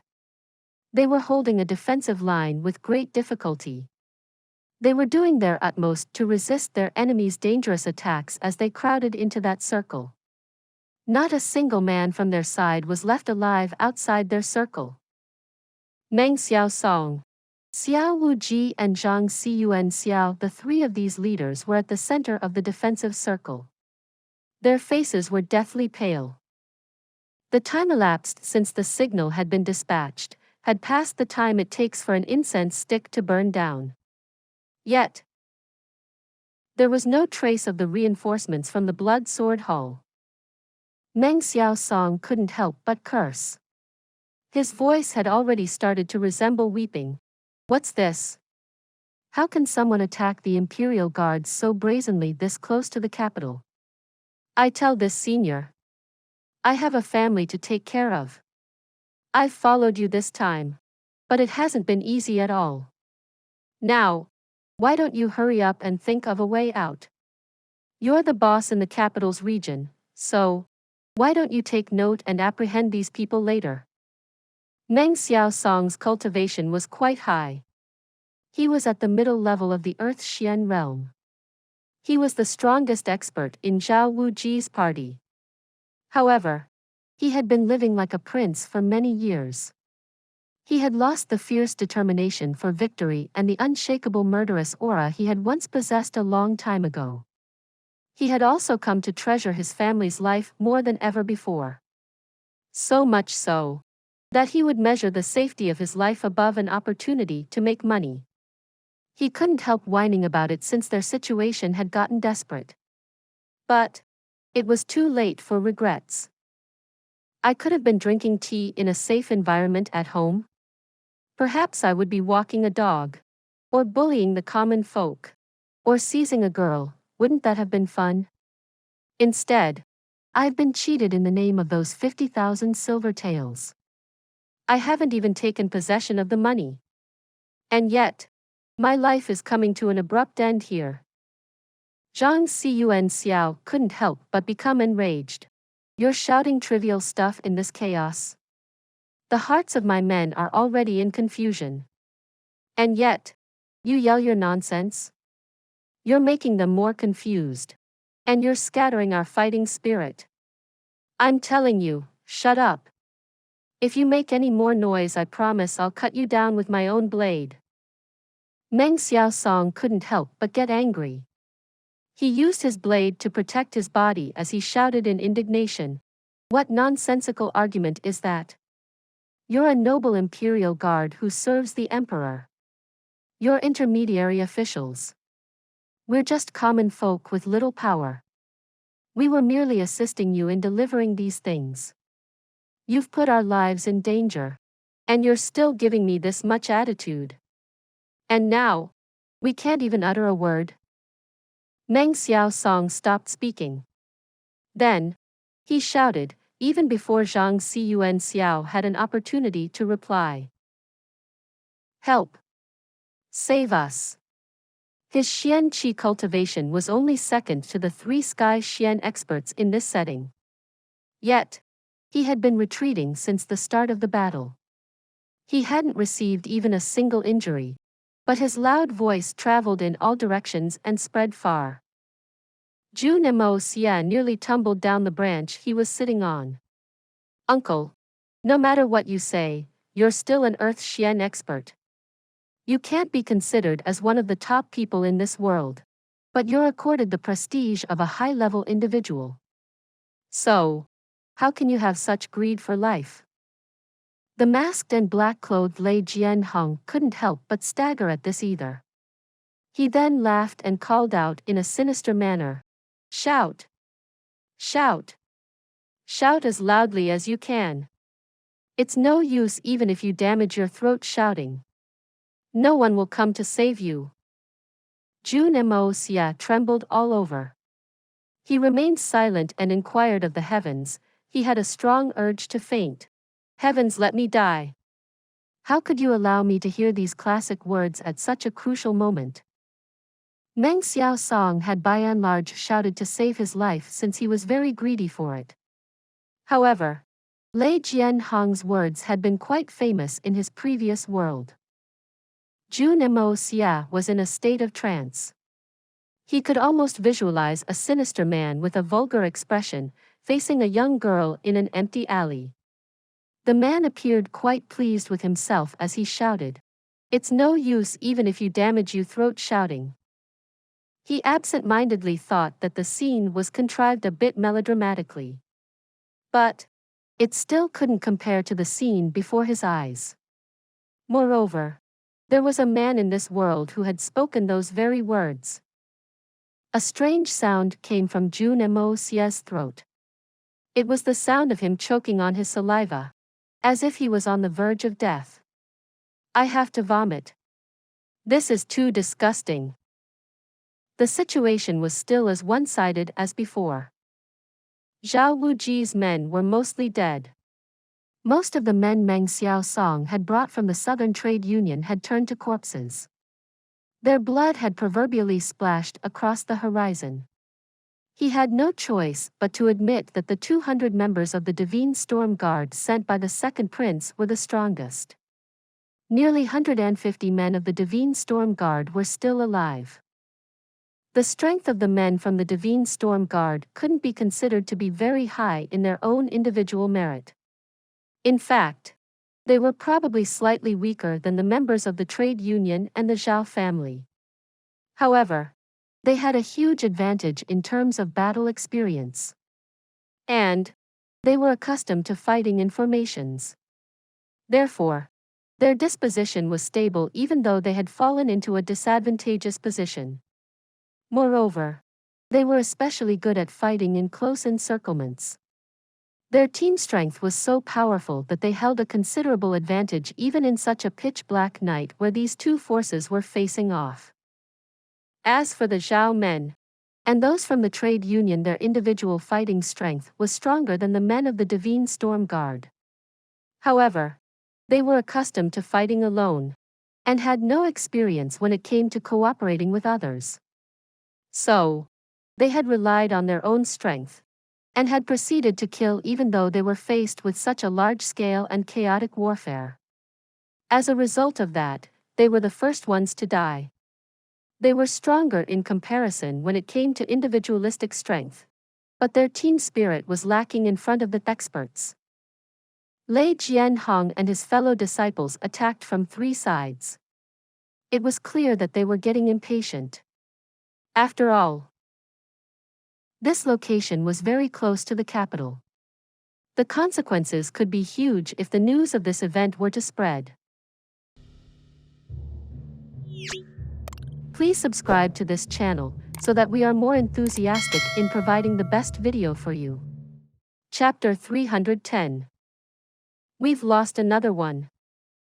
Lei Jianhong's sword suddenly turned into a blue tornado in the midst of that battle's confusion. There were rapid explosions as he resolutely smashed the defensive circle that had been made by the members of the Divine Storm Guard. Loud explosions echoed as over 10 members of the Divine Storm Guard bore the brunt of the attacks.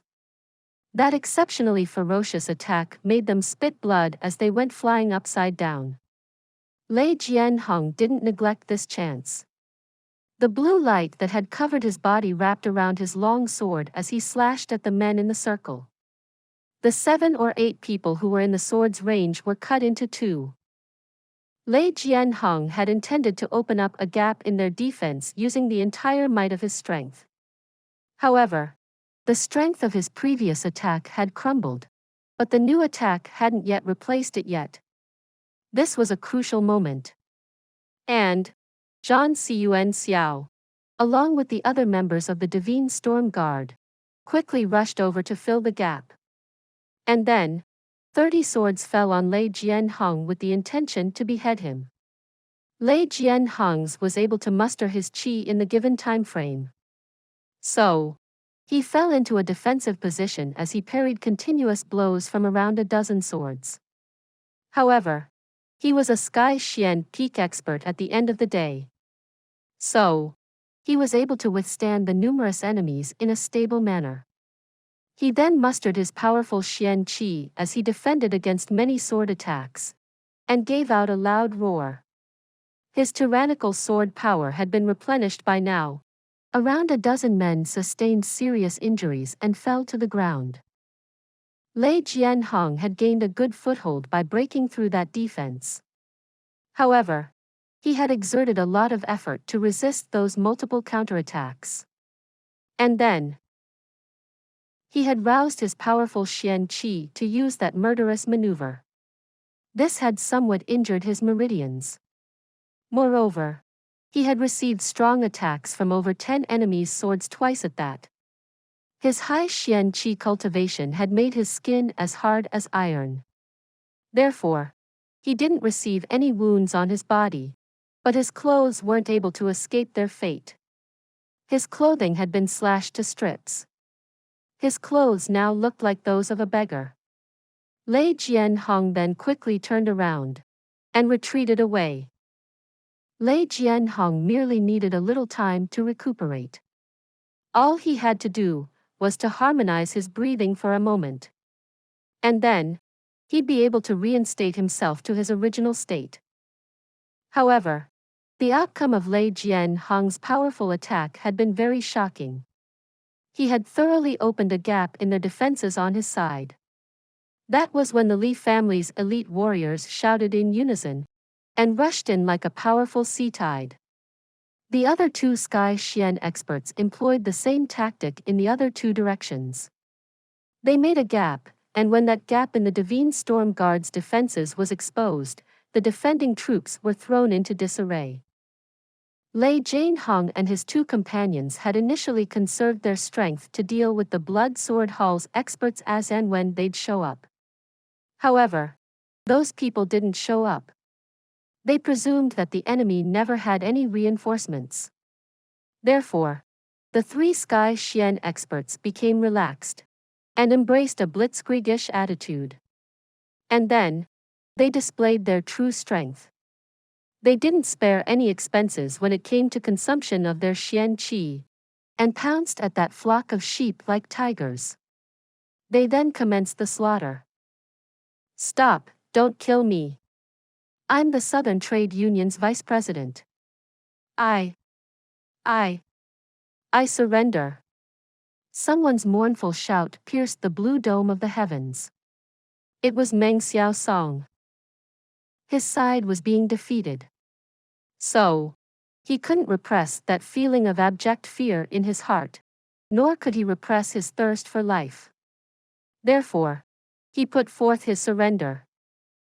Zhou Jianming Lei Wu Bei's second disciple was facing him. He was thoughtlessly about to chop down with his sword when he unexpectedly came up against this person who wasn't really very weak in terms of strength. However, how could he bear to fight an opponent who just went down on his knees? And whose face was covered with tears and snot? Let me go. Please, great hero, have pity on me. I have 100-year-old mother back home. I have hungry and crying children. Meng Xiao Song cried as he continued to whimper. Great hero, boo-hoo. I don't want to die. Zhou Jianming stopped and stared blankly. He could never have imagined that there would be someone in this world who'd be so greedy for life, and so afraid of death. This shameless person is kneeling down when the two forces are clashing. Unexpectedly, he's the Southern Trade Union's vice president. Isn't this humiliating for him? He's indeed without any sense of shame. He's extremely shameless. His shamelessness knows no limits. Bullshit. Come crawling to the master, you coward. Tell me where the Xian beast crossbows are kept, and I'll let you go. In fact, I'll make a way for you to escape. Zhou Jianming yelled in anger. It's those crossbows. Meng Xiao Song tried his best to become beady-eyed. Wouldn't I want to tell you if I knew? Do you think I know where they've hoarded those crossbows? Do you think I consider them to be more important than my life? I really don't know. Hurry up. Dang it. What are you turning all beady-eyed for? You coward. Do you want to die? Nod if you're that unhappy with life. Zhou Jianming yelled loudly. Great hero, spare me. I'm useless. I don't know where those crossbows are kept. Meng Xiao Song was extremely scared. He suddenly kowtowed with a slam. That was actually the sound of him touching the ground. I'm going to *k your mother. Your surrender isn't worth a fart. It's no good. You don't have the tiniest bit of usefulness for me. *k you. You coward. Zhou Jianming cried loudly. His eyes widened in a glare. He then raised his foot and gave a tight kick, bang, to Meng Xiao Song's abdomen. His kick sent that man over 3 meters away, but he was left feeling gloomy. This coward didn't know anything, and yet he came to surrender, really? The airborne Meng Xiao Song was still shouting, "Spare my life." He hadn't finished his sentence when his voice suddenly stopped. A blood-red sword had metamorphosed in the sky. It had easily cut the airborne man's body into two. Then, it picked up speed instead of slowing down, and shot straight towards Zhou Jianming. Meng Xiao Song's body was cut into two, and sprayed a rain of blood everywhere.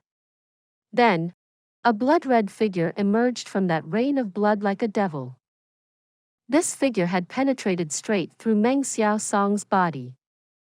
A ray of light flashed forward like lightning, and chopped the leg which Zhou Jianming had raised to kick Meng Xiao Song's body. Zhou Jianming hadn't retracted his foot in time. The light cut the flesh as easily as knife cuts butter.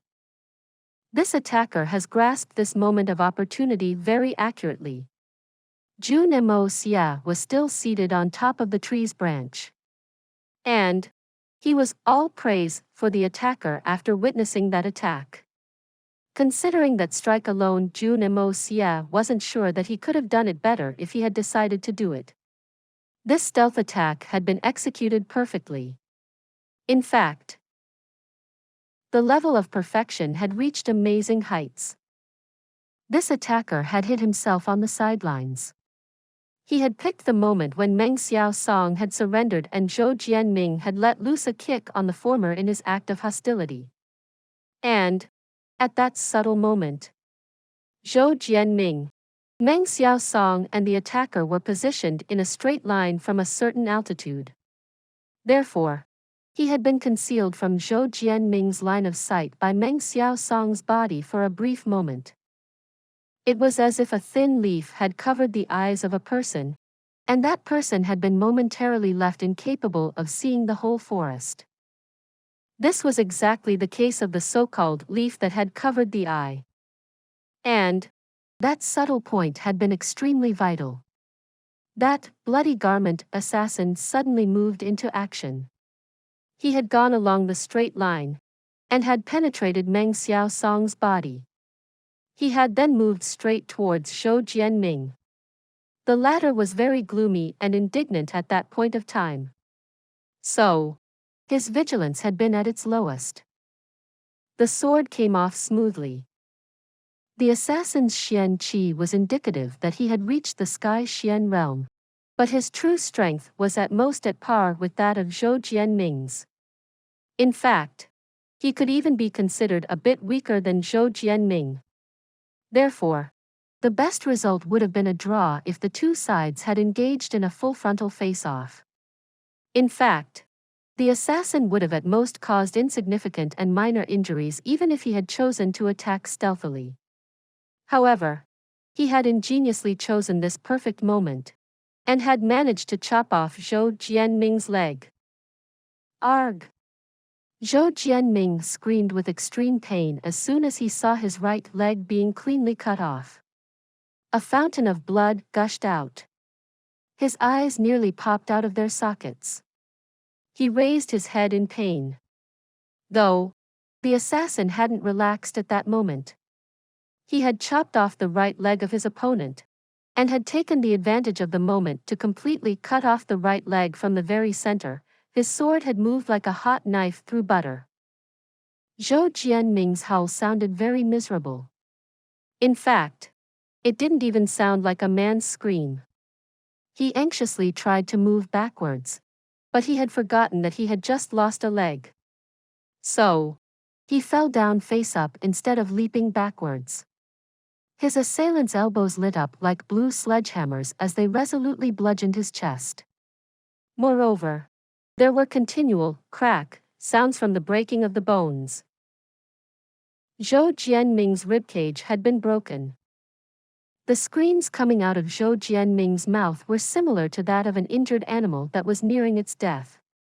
His mouth spurted blood along with the damaged internal organs tissues. The mask on his face had disappeared long ago. The expert's rough facial features had twisted like that of a young dragon's. His blue veins twisted as they butted out of his skin. A grim light flashed in the killer's eyes. He still didn't let off on his attack. His hands clutched his opponent's knees. His left leg fell as he raised his right one to kick. He used this style to hit Zhou Jianming's lower crotch in a continual manner. Meanwhile, the assailant's elbows were frantically striking Zhou Jianming's chest, while his hands dazzled with blue lights as they ferociously hit both of his opponent's temples. Bang! Zhou Jianming's 7 orifices turned into fountains. Fountains of blood. The attacker's legs incessantly moved up and down as he continued this frantic attack on his victim's body from different directions. He had carried Zhou Jianming's body several meters in a wink of an eye, and the latter had been forced to sustain those frantic and continuous strikes all the while. Zhou Jianming's tall and burly body had been transformed into a lump of soft meat by the time this onslaught came to an end. He had become a mass of pulpy flesh. His entire body had withered down. Not a single whimper could be heard from his mouth. The bones in his body had been turned into fine powder. In fact, Some of the broken bones had flown out of his body under the powerful impact of this unceasing and frenetic onslaught. Second brother. Second senior. Two grief-stricken and lung-rendering shouts echoed. Lei Jianhong and his junior sister disciple Fang Qiaohong had flipped out. They abandoned their respective fights and came over. However, it was too late. Zhou Jianming's body had been turned into minced meat. Not a single breath had been left in his body. He was undoubtedly dead. Are you from the Blood Sword Hall? Who are you? Lei Jianhong's eyes reddened as he resolutely scowled at that blood-red figure. Senior Lei's eyesight is exceptional. This insignificant soldier is blessed to finally meet these two famed Sky Xian experts. The red-clothed man smiled as he calmly rubbed his hands to remove the bits of meat and dregs of bones from them. He then turned to them and smiled. I wanted to exchange greetings with you three famed personalities. But your second brother has already transformed to dregs. But still, it's a pleasure to meet the two of you. I lack a bit of mannerism. So, I request the two senior Sky Xian experts to cut me some slack. Jun Moxie was still seated atop the tree. But his expression had transformed into a very strange one. This guy's words are too overbearing. There was no trace of aggression in them, or in his heart. I would have probably done the same if I were in his place. In fact, his choice of words wasn't very different from mine. I've made my decision with regard to this man. I shall leave his corpse intact. This story will be continued to chapter 311. For those of you who are not subscribed yet, please subscribe. The interesting and best stories will be updated. See you again in the next episode.